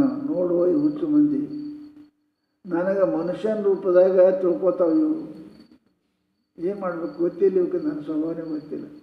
ನನ್ನ ಕೃಷ್ಣ ದೇವಕಿ ಮಗ, ವಸುದೇವನ ಮಗ ಅಂತ ಹಿಂಗಂತ ಏನು ಮಾಡಬೇಕು? ಮಾನುಷ್ಯಂ ತನುಮಾಶ್ರಿತಂ. ಈ ಮನುಷ್ಯ ಶರೀರವನ್ನು ಆಶ್ರಯ ಮಾಡಿಕೊಂಡೋದಕ್ಕೆ ನನಗೆ ಹಿಂಗೆ ಅನ್ನಕತ್ತೇವ. ನಾನು ಇಲ್ಲ, ನಾನು ಅನಾದಿ ಇದ್ದೀನಿ, ಅನಂತ ಇದ್ದೀನಿ, ನಾನು ಹುಟ್ಟುವವನಲ್ಲ, ಸಾಯುವವನಲ್ಲ. ಪರಮಾತ್ಮ ತಿಳ್ಕೊಳ್ಳೋಂಗಿಲ್ಲ. ಹಿಂಗೆ ಯಾರಂತಾರೆ? ಪರಮಾತ್ಮ ಅನಾದಿ ಅನಂತ ಅದಾನೇ. ಹೀಗೆ ಯಾರು ತಿಳ್ಕೊತಾರಪ್ಪ ಅಂದ್ರೆ ತಾನೇ ತಾನೇ ಚಿತ್ತೆಂಬ ಬಗೆ ಅನುಲೋಪನ. ಚಿತ್ತೆ ಅನಾದಿ ಎಂಬುದು ಪುಷ್ಪವು. ಪುಷ್ಪ ಅಂದ್ರೇನು? ಪರಮಾತ್ಮನಿಗೆ ಇದು ಪುಷ್ಪ ಏರಿಸಿ ಏನು? ಅನಾದಿ ಅನಂತ ಪರಮಾತ್ಮ. ಇದು ಆತ್ಮ ಅನಾದಿ, ಅದು ಹುಟ್ಟಿಲ್ಲ ಸಾಯುವುದಿಲ್ಲ. ಪುಷ್ಪವತಿ ಕೀರ್ತಿವೆತ್ತುದು, ಇದು ಅತ್ಯಂತ ಕೀರ್ತಿ ಏನಪ್ಪ ಅಂದ್ರೆ ಅದ ಪರಮಾತ್ಮನ ಕೀರ್ತಿ, ಇದು ಹೆಚ್ಚಿಂದ ಅದ. ಇದು ಎಲ್ಲಕ್ಕಿಂತ ಸ್ತುತಿ ಮಾಡ್ತೇವಲ್ರಿ, ಇದು ಸ್ತುತಿ ಮಾಡಬೇಕು. ಹುಟ್ಟೇನ ಸಾಯನ ಅಂತ ಅಲ್ಲ, ಪರಮಾತ್ಮ ಹೆಗದ ಅನಾದಿ ಅನಂತ ಅದನ ಅನ್ನೋದೇ ದೊಡ್ಡ ಕೀರ್ತಿ, ಅದು ಅವನ ಸ್ತೋತ್ರ ಅದ. ಅದಕ್ಕೆ ಕೀರ್ತಿವೆತ್ತುದು.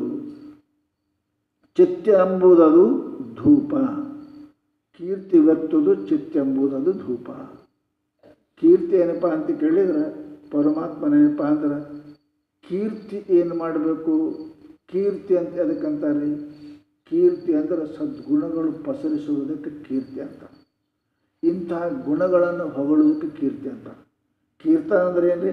ಪರಮಾತ್ಮನ ಸದ್ಗುಣಗಳನ್ನು, ಅಗಾಧವಾದ ಕರ್ಮಗಳನ್ನು, ಆ ಕರ್ಮ ಗುಣವನ್ನು ಸ್ತುತಿ ಮಾಡುವುದಕ್ಕೆ ಏನಂತಾರೆ? ಕೀರ್ತನೆ ಅಂತಾರೆ. ಹಾಗೆ ಇಲ್ಲೇನಪ್ಪ ಅಂತ ಕೇಳಿದರೆ ಅವರು ಕೀರ್ತಿ ಬರ್ತುದು ಯಾವುದು? ಚಿತ್ತ ಎಂಬುದು ಧೂಪ. ಪರಮಾತ್ಮ ನಿಂತ ಅನಂತ ಸದ್ಗುಣಗಳು. ಪರಮಾತ್ಮ ಹೆಂಗದನವ? ಅನಾದಿ ಅದನ, ಅನಂತ ಅದನ, ಸತ್ತದನ, ಚಿತ್ತದನ, ನಿತ್ಯದನ, ಪೂರ್ಣ ಅದನ ಅಂತ ಹಿಂಗೆ ಪರಮಾತ್ಮನ ಸದ್ಗುಣಗಳು ಏನಪ್ಪ ಸ್ಮರಿಸುವುದು, ಕೀರ್ತನೆ ಮಾಡುವುದೇನ ಇದೇ ಏನಪ್ಪ ಅಂದ್ರೆ ಧೂಪ ಅದ. ಧೂಪ ಅಂದರೆ ಏನಪ್ಪ ಅಂತ ಕೇಳಿದರೆ ಎಲ್ಲಿ ಅದು ತಾನು ಸುಟ್ಟುಕೊಂಡು ಸದ್ವಾಸನೆ ಕೊಡ್ತದೆ, ಅದಕ್ಕೆ ಧೂಪ ಅಂತೇಳಿ ಅಗ್ನಿ ಪಗ್ನಿ ಮಾಡ್ತಾರೆ. ಹಾಗೆ ಸ್ತೋತ್ರ ಮಾಡುವಾಗ ತನ್ನ ಸಮಸ್ತ ಏನಪ್ಪ ಅಂತಂದ್ರೆ ಅಸದ್ಗುಣಗಳನ್ನು ಹಾಳು ಮಾಡಿಕೊಂಡು ಪರಮಾತ್ಮ ಸದ್ಗುಣ ಕೀರ್ತಿ ಮಾಡೋದಕ್ಕೆ ಏನಂತಾರೆ? ಅದಕ್ಕೆ ತನ್ನ ಸಮರ್ಪಣೆ ಮಾಡೋದಕ್ಕೆ ಕೀರ್ತನೆ. ಹೆಂಗೆ ಧೂಪ ತನ್ನ ಸಮರ್ಪಣೆ ಮಾಡಿ ಹೆಂಗೆ ಮಂದಿಗೆ ಸುಗಂಧ ಕೊಡ್ತದೆ, ಹಾಗೆ ಈತನು ತನ್ನ ಸಮಸ್ತವನ್ನು ಪರಮಾತ್ಮನಿಗೆ ಅರ್ಪಿಸೋದೇನಪ್ಪ ಅಂದ್ರೆ ಇದು ಧೂಪ ಅದ. ಚಿತ್ತೆಂಬುದದು ಧೂಪ. ಪುರುಷ ಸ್ವಯಂ ಜ್ಯೋತಿ ಎಂಬುದೇ ದೀಪವು. ಧೂಪ ಆದಮೇಲೆ ದೀಪ ಬೆಳಗಬೇಕು, ಕಡೆಗೆ ದೀಪ ಬೆಳಗ್ತದೆ. ದೀಪ ಬೆಳಗುವುದು ಏನು? ಸೋಮ ಹಚ್ಚೋದು, ತುಪ್ಪದರೆ ಎಣ್ಣಿದರೆ ಅದರ ಕರ್ಪೂರ ಹಚ್ಚಿ ಬೆಳಗುವುದು ಅಂತ ಅಲ್ಲ. ದೀಪದ್ದೇನಪ್ಪ ಒಂದು ವ್ಯವಸ್ಥೆ ಅದ. ಏನು ದೀಪ ಯಾಕೆ ಬೆಳಗುತ್ತೆ ಪರಮಾತ್ಮನ ಮುಂದೆ ಅಂದ್ರೆ ಕತ್ಲೆ ಅದ ಅಂತ ಅಲ್ಲ.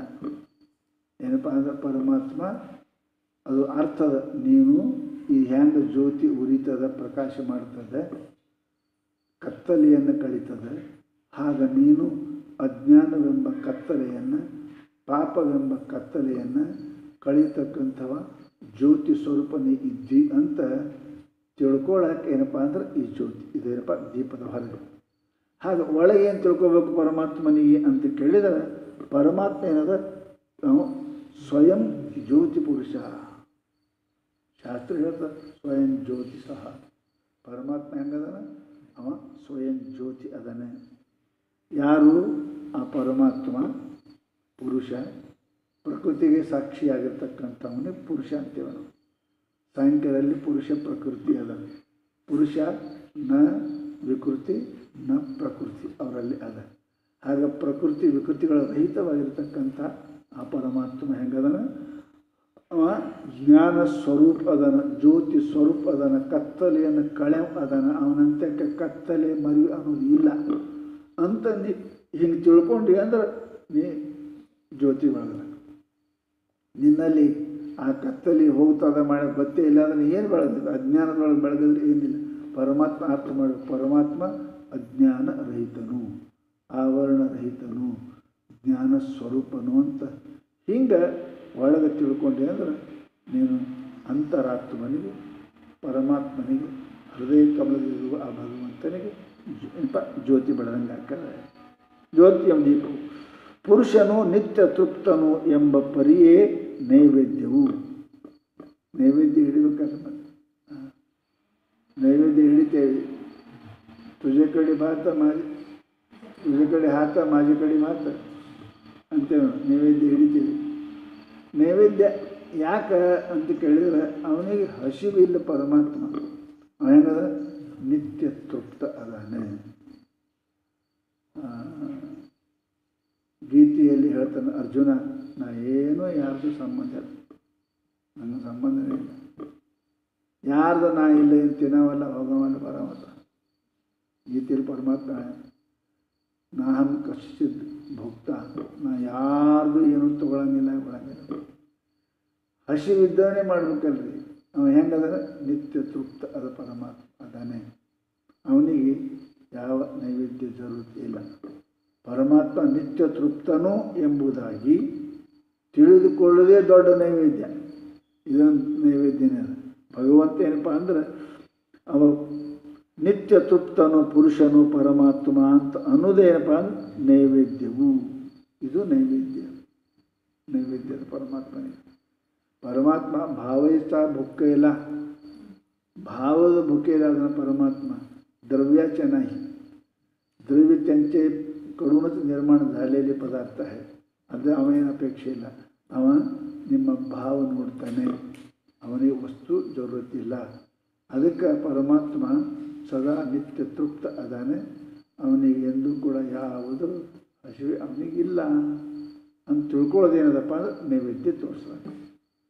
ಮತ್ತು ನೈವೇದ್ಯ ಆದಮೇಲೆ ಭಾಳ ನೈವೇದ್ಯದ ಮೇಲೆ ಎಲ್ಲಿ ಅಡಿಕೆನೂ ಕೊಡ್ಬೇಕಲ್ಲ, ಪಚನ ಆಗ್ಬೇಕಲ್ಲ. ಅದಕ್ಕೆ ನಮ್ಮಲ್ಲಿ ಶಾಸ್ತ್ರ ಇದು ಯಾರಿಗೆ ಮಾತು ಕೇಳು ಹೆಂಡು ಗಿಂಡು ಹೊಟ್ಟೆ ತುಂಬ ಊಟ ಮೇಲೆ ತಾಂಬೂಲಿ ಇತ್ತು ಅಂದ್ರೆ ಅದು ಸ್ವರ್ಗ ಅಂತಾರೆ. ಮನೆ ತಾಂಬೂಲಿ ಇದ್ದೇ ನಡೆಯಲ್ಲ.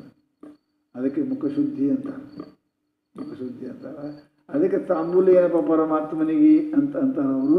ಪುರುಷನೇ ಗುಣದೂರದೆರೆವೆಂಬುದದು ವೀಳ್ಯವೆನಿಪುದು. ಪರಮಾತ್ಮ ಯಾವ ಗುಣಗಳು ಅವನಿಗೆ ಸಂಪರ್ಕ ಇಲ್ಲ. ಹೆಂಗದ ನೋಡ್ರಿ, ನಿರ್ಗುಣ ಪರಮಾತ್ಮ ಅದಾನೆ. ಯಾವ ಗುಣ ಸಂಪರ್ಕವೂ ಇಲ್ಲ. ತಾಮಸ ಆಗಲಿ ಏನಪ್ಪ ರಾಜಸ ಆಗಲಿ ಅಥವಾ ಸಾತ್ವಿಕ ಆಗಲಿ, ಇವು ಅಟ್ಟೆ ಅಲ್ಲ, ಇವುಗಳ ಅವ್ವ ಯಾರೇ ಪ್ರಕೃತಿ ಅವನಿಗೆ ಯಾವುದು ಸಂಬಂಧ ಇಲ್ಲ. ಯಾಕೆ ಅವ ಪುರುಷ ಅದಾನೆ. ಪ್ರಕೃತಿ ಅವನಿಗೆ ಆ ಕಡೆ ಮುಂದೆ ಅವನಿಗೇನು ಸಂಬಂಧ ಇಲ್ಲ ಅಂತ ಪರಮಾತ್ಮ ಸರ್ವ ಗುಣವಿದೂರನು ಅಂತ ಯಾವಾಗ ಅನ್ನಿಸ್ತದೆ ಆ ಕಾಲಕ್ಕೆ ಪರಮಾತ್ಮನಿಗೆ ಎಲ್ಲ ಮುದೇ ಹೋಯ್ತಾನೆ. ಮತ್ತು ಗುಣದಲ್ಲೇ ಸರ್ವಭೋಗ.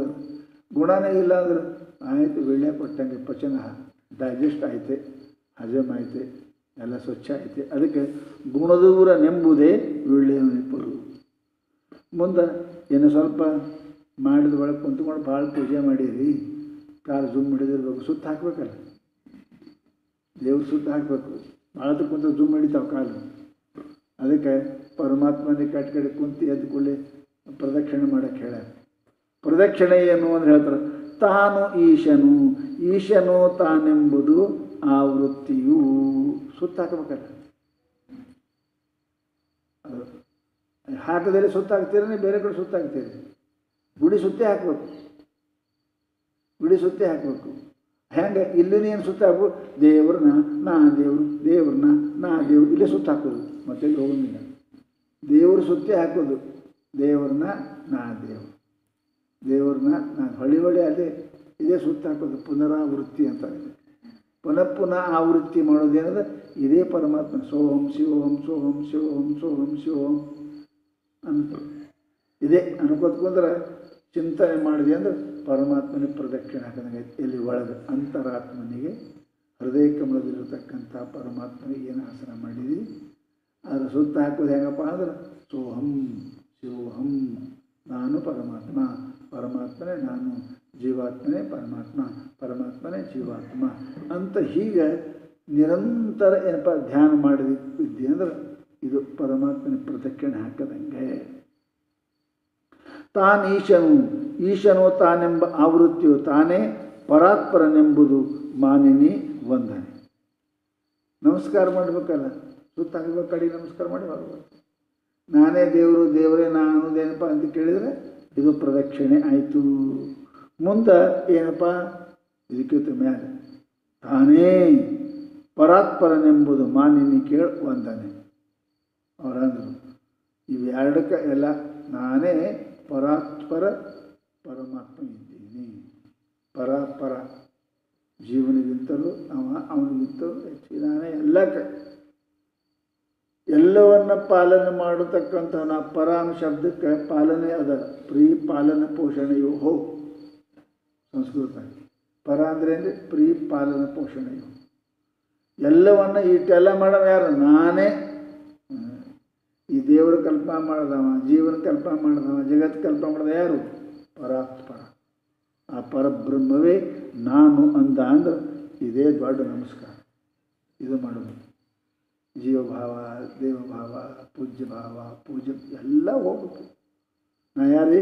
ಪರಾತ್ಪರನೆಂಬುದೇ ವಂದನೆ. ವಂದನೆ. ಅದಕ್ಕೆ ಏನಪ್ಪ? ನಮನ ಅಂತ. ನಮನ ಅಂದರೆ ಏನ್ರಿ? ನಮನ, ನಮನ. ಎಲ್ಲಿ ಜೀವ ದೇವ ಭಾವನೆ ಹೋಗಿಬಿಡುತ್ತದೆ ಅದು ನಮನ, ಅದು ವಂದನೆ. ಅದು ಕಡೆಗೆ ಆ ಭಾವ, ಬ್ರಹ್ಮಭಾವ, ಭಗವದ್ಭಾವ ಸಂಪೂರ್ಣ ಬಂತು. ಆವಾಗ ಜೀವಭಾವ ಹೋಯಿತು. ಅದಕ್ಕೆ ವಂದನೆ ಅಂತಾರೆ. ಒಂದಾಗುವುದೇ ವಂದನೆ. ಹೌದು. ವಂದನೆ ಹೆಂಗೆ ಮಾಡ್ತೇವೆ? ಎರಡು ಕೊಡ್ತಾವೆ. ಎರಡು ಬೇರೆ ಇದ್ರೆ ಈಗ ಹಿಂಗೆ ನಾವು ನೀವು ಒಂದೇ ರೀ, ನಾವು ನೀವು ಒಂದೇ. ಹೌದಾ? ಮತ್ತು ಎಲ್ಲರಿಗೂ ಕೊಳಗೆ ಬೀಳಕ್ಕೆ ಬರೋಂಗಿಲ್ಲ ರೀ. ಕೊಳಿಗೆ ಬೀಳಕ್ಕೆ ಹಿಂಗೆ ಮಾಡಿದ್ರೆ ಅದು ಚಲೋ. ಕೊಳಿಗೆ ಬೀಳೋದು ಸಮಸ್ಯೆ. ಗಿಂಡು ಇದ್ದವ ದೊಡ್ಡ ಇದ್ದಾನೆ ಕೊಳಿಗೆ ಬೀಳೋದು ಹೈರಾಣಿ, ಗಂಡು ಮಗು ಕೊಳಿಗೆ ಬೀಳೋದು ಹೈರಾಣಿ. ಹಿಂಗೆ ಮಾಡಿದ್ರೆ ಎಲ್ಲ ಆಯಿತು, ಒಂದಾಯಿತು. ನಾವು ನೀವು ಒಂದೇ. ಎರಡು ವಂದನೆ ಅಂದರೆ ಅಂದರೆ ಒಂದಾಗೋದು ವಂದನೆ. ಅದಕ್ಕೆ ಜೀವಿಲ್ಲ, ಎಲ್ಲ ದೇವಿಲ್ಲ, ಒಂದೇ ಪರಾತ್ಪರ. ಇದು ಖರೆ ಅಂದ್ರೆ ವಂದನೆ ಅಂತಾರೆ ಅವರು. ಇದು ವಂದನೆ. ತಾನಲ್ಲದೆ ಬೇರೆ ಏನೂ ಇಲ್ಲವೆಂಬುದೇ ವಿಸರ್ಜನೆ. ಮುಗಿತು ಪೂಜೆ, ಖತಮ್. ಪೂಜೆ ಎಲ್ಲ ಮುಗಿತಾರೆ, ಎಲ್ಲ ಮುಗಿದುಕೊಂಡು ಎಲ್ಲ ತೆಗಿತಾರೆ. ಅದು ಕಡೆ ಏನು ಮಾಡಿಸ್ತಾರೆ ಇದ್ರೆ ಎಲ್ಲ ಹೊತ್ತು ಮನೆಗೆ ಮಲಗಿಸ್ತಾರೆ ನೋಡೋದು. ಅರಿವಿ ತೆಗಿತಾರೆ, ಎಲ್ಲ ತೆಗಿತಾರೆ, ಸಾಕಿರ್ತಾರೆ. ಏನು ರುಮಾಲ ಟೋಪಿ ಹಾರ ಹಾಕೊಂಡೆ ಮಕ್ಕೋತಾರೆ. ಯಾರು ಮಕ್ಕೊಳಂಗಿಲ್ಲಲ್ರಿ. ಎಚ್ಚರ ಅವೆಲ್ಲ ಪೂರ ತೆಗಿತಾರೆ. ಎಲ್ಲ ತೆಗೆದಕ್ಕೆ ದೇವರಿಗೆ ಶಯನ ಮಂದಿರ ಒಯ್ದು ಒಳಗೆ ಒಬ್ಬರಿಗೆ ಇಟ್ಟು ಬಿಡ್ತಾರೆ. ಹಂಗೆ ಕಡೆಗೆ ಏನಪ್ಪ ಅಂದ್ರೆ ಇದು ಹೇಳ್ತಾರೆ ಅವರು. ಏನು? ಇದೇ ಆ ಪರಮಾತ್ಮ ಇಲ್ಲದೆ ಏನೊಂದು ಇಲ್ಲ. ಏನು? ಏನು ಗುಣ ಇಲ್ಲ, ಅದು ಇಲ್ಲ, ನಾ ಇಲ್ಲ, ನೀ ಇಲ್ಲ, ಎಲ್ಲ ಪರಮಾತ್ಮ ಅಂತ ಇಲ್ಲ ಅಂತ ಹಿಂಗೆ ಅರ್ಥ ಒಳಗೆ ಮಾಡ್ಕೊಂಡು ಅಂದ್ರೆ ಇದೇನಪ್ಪ ಅಂದ್ರೆ ಇದು ವಿಸರ್ಜನೆ. ಎಲ್ಲದಕ್ಕೂ ವಿಸರ್ಜನೆ ಮಾಡಬೇಕಲ್ರಿ ಮನುಷ್ಯನ ಕಡೆ. ಪೂಜೆ ಮಾಡ್ತೇವೆ, ಮತ್ತು ತೆಗೆದು ಹಾಕ್ತೇವೆ. ಹಾಗೆ ಇಷ್ಟೆಲ್ಲ ಅಂತರಂಗದಲ್ಲಿ ಪರಮಾತ್ಮನ ಭಾವನೆಯನ್ನು ಮಾಡಿ ಏನೇನು ತಿಳ್ಕೊಂಡಿದ್ದೇವೆ ಬಿಟ್ಬಿಡುವೆಲ್ಲ ಹೋಗ್ತೇವೆ. ಆ ವಂದನೆ, ಪಾದ್ಯ, ಪೂಜಾ, ಆಹ್ವಾನ ಹೋಯ್ತಾವೆ. ಪರಮಾತ್ಮ ಇಲ್ಲದೆ ಏನೂ ಇಲ್ಲ ನೋಡಿ. ಚೇತನ ಒಂದೇ. ಹೌದಲ್ಲ? ಅಲ್ಲೇನಿಲ್ಲ. ಪರಮಾತ್ಮನ ಬಿಟ್ಟು ಮತ್ತೊಂದು ಏನೂ ಇಲ್ಲ. ಅದು ಆ ಭಾವ ಇಲ್ಲ, ಗುಣ ಇಲ್ಲ, ಕರೆಯುವುದಿಲ್ಲ, ಬರುವುದಿಲ್ಲ, ಹೋಗುವುದಿಲ್ಲ, ನೈವೇದ್ಯಿಲ್ಲ. ಹಿಂಗೆ ಪರಮಾತ್ಮ ಹೆಂಗದ? ಅವ ನಿರುಪಾಧಿಕನು, ನಿಷ್ಕ್ರಿಯನು, ನಿರವಯವನು, ಪರಿಪೂರ್ಣನು ಅಂತ ಹಿಂಗೆ ಪಕ್ಕ ತಿಳ್ಕೊಂಡು ಏನು ಇಲ್ಲ ಅಂದರೆ ವಿಸರ್ಜನೆ ಮಾಡ್ದಂಗೆ. ಯಾಕೆ? ಸಾಮಾನು ಹಾಕಿದೆ ಅಂದ್ರೆ ಅವು ತೆಗಿಬೇಕೆ, ಅಜ್ಜಿ ಹಾಕವ. ಸಾಮಾನು ಹಾಕ್ಕೊಡ ತೆಗಿಬೇಕು. ಹೆಂಗೆ ಚಂತ ತಿರುಗಾಡಿ ಹೊತ್ತು ಮಾಡಿ ತೆಗಿತಾನೆ ಇಲ್ಲರಿ. ಎಲ್ಲ ತೆಗೆದು ಅಂಡ್ರ ಮೇಲೆ ಮುಗೋತಾನೆ, ಲುಂಗಿ ಮೇಲೆ ಹಾಕಿ ಒಜ್ಜಾಕವ ಮನುಷ್ಯನಿಗೆ. ಸುಖ ಸಿಗಂಗಿಲ್ಲ. ಹಾಗೆ ದೇವರಿಗೂ ಕೂಡ ಏನೇನು ಮಾಡಿದ್ದ ಕಲ್ಪನಾದಾಗ ಅವೆಲ್ಲ ಕಲ್ಪನೆ ತೆಗಿತಾನೆ. ನೋಡಿ ಏನಿಲ್ಲ ಅಂದ್ರೆ ಎಲ್ಲ ವಿಸರ್ಜನೆ ಮಾಡ್ದಂಗೆ ಆಯ್ತು. ನೀನೇ ಕಲ್ಪನೆ ಮಾಡಿದ್ದಿ, ಈಗ ನೀನೇ ತೆಗೆದು ಹಾಕಿದ್ದಿ, ನೀರು ಕಲ್ಪಕ್ಕೆ ಹೋಗಿ ಕೂತಿ. ಅದಕ್ಕಂತ ಅವರು ಈ ತಾನಲ್ಲದೆ ಬೇರೆ ಏನೂ ಇಲ್ಲ ಮೇನೆ ವಿಸರ್ಜನೆ. ಒಂದೇ ಒಂದದ ಸೋಹಂ ಅದ, ಅಹಂ ಬ್ರಹ್ಮಾಸ್ಮಿ ಅದ. ಅದ್ರ ಬಿಟ್ಟು ಏನೂ ಇಲ್ಲ ಅಂತ ಹಿಂಗೆ ನಿನ್ನ ತಿಳುವಳಿಕೆಯಿಂದನೇ ಎಲ್ಲ ಕಲ್ಪನೆ ಮಾಡಿದ್ದಿ. ಆಸನ, ನೈವೇದ್ಯ, ಪೂಜಾ ಪಾಠ ಮಾಡಿದ್ದಿ. ನಿನ್ನ ಕಲ್ಪನೆಯಿಂದನೇ ಅವನು ತೆಗೆದು ಹಾಕು. ಇಲ್ಲ ಇಲ್ಲ. ಯಾವನೋ ಒಬ್ಬ ಪೂಜೆಗೆ ಹೋಗಿದ್ದಂತ್ರಿ, ಕಾಶಿಗೆ ಹೋಗ್ಯಾನ, ತರ್ಪಣ ಬಿಡಿಸ್ಬೇಕಲ್ರಿ. ಬಿಡಿಸೋ ಟೈಮ್ಗೆ ಏನಪ್ಪ ಅಂದ್ರೆ ಪೂಜೆ ಮಾಡ್ತಾರೆ ಹೊಳ್ಕೊಂತು. ಆ ಪೂಜೆ ಮಾಡೋದ ಬ್ರಾಹ್ಮಣ ಹಾಂ ಬನ್ನಿ ಈಗ ಒಂದು ಕರ್ ತೊಗೊಂಡ, ಇದಕ್ಕೆ ಲಿಂಗ ವಿಶ್ವನಾಥ ಅಂತ ತಿಳ್ಕೊರಿ ಅಂದ. ಹ್ಞೂ ಅಂತ. ಆಮೇಲಪ್ಪ ಒಂದು ನೀರು ತೊಗೊಂಡ, ಇದಕ್ಕೆ ಹೂವು ಅಂತ ತಿಳ್ಕೊರಿ ಅಂದ. ಇದಕ್ಕೆ ತಿಳ್ಕೊರಿ, ಎಲ್ಲ ತಿಳ್ಕೊಂಡು ಎಲ್ಲ ಪೂಜೆ ಆಯಿತು. ಆದ ದಕ್ಷಿಣ ಕೂಡ ಕೊಟ್ಟೆ ಅಂತ ತಿಳ್ಕೊರಿ ಅಂದ. ಮತ್ತು ಯಾಕೆ ಹಿಂಗ್ಯಾಕೋ ಅಂತ. ಮತ್ತು ಎಲ್ಲ ತಿಳ್ಕೊಂಡು ನೀವು ತಿಳ್ಕೊರಿ ಅಂದ. ನಾನು ನೀವೊಂದಕ್ಕೆ ಅಂದಿನಿ, ಇದಕ್ಕೆ ಹೂವು ಅಂದ್ರಿ, ಹ್ಞೂ ಅಂದೆ, ತಿಳ್ಕೊಂಡ್ರಿ. ದೇವ್ರು ಅಂದ್ರಿ, ಕಲ್ಲಿಗೆ ಹ್ಞೂ ಅಂತೆ ತಿಳ್ಕೊಂಡ್ರಿ. ಈಗ ನೀವು ಇತ್ತವರಿ ಕಲ್ಲ ತಕ್ಷಣ ತಿಳ್ಕೊರಿ ಅಂದ. ಮತ್ತು ತಿಳುವಳಿಕೆಗೆ ಅದ ನೋಡ್ಯಾರ. ನಾನು ಹೆಂಗೆ ತಿಳ್ಕೊಂಡೆ, ನೀ ಹೆಂಗೆ ತಿಳ್ಕೊಳಂಗಿಲ್ಲ ಅಂದ ನಾವು. ನೀವು ನಾ ಇಟ್ಟನೆ 10 ಮಾತೆಲ್ಲ ಹ್ಞೂ ತಿಳ್ಕೊಂಡಿನಿ, ನೀನು ಒಂದೇ ತಿಳ್ಕೊ, ರೂಪಾಯಿ ತಿಳ್ಕೊ, ಈ ಕಲ್ಲಿಗೆ ಹೋಗೋಣ ನಾವು. ತಿಳುವಳಿಕೆ ಮೇಲೆ ಅದಲ್ರಿ, ಇಡತಕ್ಕ ನೀನೇ ತಿಳಿದಿದ್ದಿ, ಇದಕ್ಕೆ ಆಹಾರ, ಇದಕ್ಕೆ ನೈವೇದ್ಯ ತಿಳ್ಕೊಂಡಿದ್ದಿ, ಮತ್ತು ಹಿಂಗೆ ತಿಳ್ಕೊ. ಈಗ ಏನು ಇಲ್ಲ ಅಂತ ತಿಳ್ಕೊ. ತಿಳ್ಕೊಂಡು ಪೂಜೆ ಮಾಡಿದ್ವಿ. ಈ ಕಡೆ ಒಂದು ತಿಳ್ಕೊ, ಏನು ಇದೆಲ್ಲ ಸುಳ್ಳ ಅಂತ ತಿಳ್ಕೊ, ಮುಗಿತಪ್ಪ, ವಿಸರ್ಜನೆ ಆಯಿತು ದೇವರು. ಅದಕ್ಕೆ ಅಂತಾರೆ ಅವರು, ಇವೆಲ್ಲ ಅಂತರಂಗದಲ್ಲಿ ಕಲ್ಪನೆ ಮೂಲಕವಾಗಿ ಮಾಡ್ತೀವಿ. ಆ ಕಲ್ಪನೆಯನ್ನು ಪೂರ ಅಳದಿ ಅಂದ್ರೆ ವಿಸರ್ಜನೆ ಆಯಿತು ಅಂತ ತಿಳ್ಕೊ. ಇಂತು ಉಪಚರಿಸು, ಈ ರೀತಿಯಾಗಿ ಪೂಜೆ ಮಾಡು. ಅಂತರಂಗದ ಪೂಜೆ ಹೆಂಗದ ನೋಡು, ಹೆಂಗೆ ತಿಳ್ಕೊ. ಹಿಂಗೆ ಇಂತು ಉಪಚರಿಸು, ನಿಜಾತ್ಮ ದೇವತೆಯನ್ನು ಊರಂತೆ, ತನ್ನ ನಿಜಾತ್ಮ ದೇವತೆ ಈ ಆತ್ಮದೇವರನ್ನು ಹಿಂಗೆ ಪೂಜೆ ಮಾಡು. ಹಂಗೆ ಚೆನ್ನಾಗಿ ಊರಂತೆ ಏನೇ ಹೃದಯ ಪೀಠದೆಡೆಯೋಳು, ನಿನ್ನ ಹೃದಯಾಜ್ಯದೋಳು, ಹೃದಯವೆಂಬ ಪೀಠದಲ್ಲಿ ಅಲ್ಲಿ ಪರಮಾತ್ಮನಿಗೆ ಆಸನಾದಿಗಳನ್ನು ಹಾಕಿ ಈ ರೀತಿಯಾಗಿ ಪೂಜೆ ಮಾಡು. ಸಂತತವು ಅನ್ಯ ಭಾವನೆ ಅಳೆದು, ಏನು ಪರಮಾತ್ಮ ತನಕ್ಕಿಂತ ಭಿನ್ನ ಅದನ್ನತಕ್ಕಂಥ ಕಲ್ಪನೆ ಅಳಿದು ನೀನು ನಿನ್ನ ಅಂತರಂಗದಲ್ಲಿ ಈ ರೀತಿಯಾಗಿ ಏನಪ್ಪ ಅಂತ ಕೇಳಿದರೆ ನೀನು ಪೂಜೆ ಮಾಡಲಿಕ್ಕೆ ಕಲಿ. ಭಾವನೆ ಅಳಿ, ಭಾವನೆಯನ್ನು ಉಳಿದು ಬಾಹ್ಯ ಚಿಂತೆ ದೂರದ ಶುದ್ಧ ಮತಿವಂತೆ. ಹೊರಗಿನ ಬಾಹ್ಯ ಏನು ನಡೆಯಲ್ಲ ಪೂಜೆ, ಅದು ಯಾವುದು ಇಲ್ಲದೆ, ಯಾವ ಪರಿಕರ ಇಲ್ಲದೆ ಗುಣದಿಂದನೇ ನಿರ್ಗುಣದ ಪೂಜೆ ಮಾಡು. ಕೊನೆಗೆ ಆ ಗುಣಗಳನ್ನು ಅಳೆದು ಹಾಕು. ತೋರಿ ತೊಡೆ ಪೇಳಿದನು ಕಲ್ಪಿತನು ಅಂತ ನಿಜಗಳು ಹೇಳಲ್ಲ, ತೋರಿಸಿ ಅಡಗಿಸ್ಯಾರ. ಹೆಂಗೆ ಪಾಟಿ ಮೇಲೆ ಅಕ್ಷರ ಬರೀತಾರೆ ಹಂಗೆ ನಿರಾಕಾರ ಅಕ್ಷರವನ್ನು ಸಾಕಾರ ಮಾಡಿದ್ವಿ. ಕಡೆಗೆ ಬೇಡ ಆಯಿತು, ಜ್ಞಾನ ಆಯಿತು, ತೆಗೆದು ಹಾಕಿದ್ವಿ. ಹಾಗೆ ನಿರಾಕಾರ ಪರಬ್ರಹ್ಮವನ್ನು, ಚೇತನ ನಿರ್ಗುಣ ಪರಮಾತ್ಮನನ್ನು ನಿನ್ನ ಹೃದಯವೆಂಬ ಪೀಠದಲ್ಲಿ ಗುಣರೂಪದಿಂದ ಅವನ ಪೂಜೆ ಮಾಡಿ ಆಮೇಲೆ ಆ ಗುಣ ಎಲ್ಲ ತೆಗೆದು ಹಾಕಿದಿ ಅಂದ್ರೆ ನೀನು ಸ್ವಯಂ ಪರಮಾತ್ಮನಾಗಿ ಉಳಿತಿ. ಇಂಥದ್ದು ಏನಪ್ಪ ಅಂದ್ರೆ ಪೂಜೆ ಮಾಡೋಕ್ಕೆ ಕಲಿ. ಹೊರಗಿನ ಪೂಜಾಕ್ಕೆ ಸಾಮಾನು ಭಾಳ ಬೇಕು, ಏನೇನೋ ಭಾಳ ಬೇಕು, ಸಮಸ್ಯೆ ಅವೆಲ್ಲ ಸಮಯ, ಪದಾರ್ಥ, ಸ್ಥಾನ ಇವೆಲ್ಲ ಬೇಕಾಗ್ತವೆ. ಇದಕ್ಕೆ ಸದೋದಿತ ಪೂಜೆ ಆವಾಗ ನೋಡಿದಾಗ ಲಿಂಗ ಪೂಜೆ ಆಗತಾದಣ್ಣ ಹಡೆ ಯಾವಾಗ ನೋಡಿದಾಗ, ಯಾವಾಗ ಬೇಕಾದಾಗ ಸದಾ ಪೂಜೆ ಒಳಗೆ ನಡೆದದು.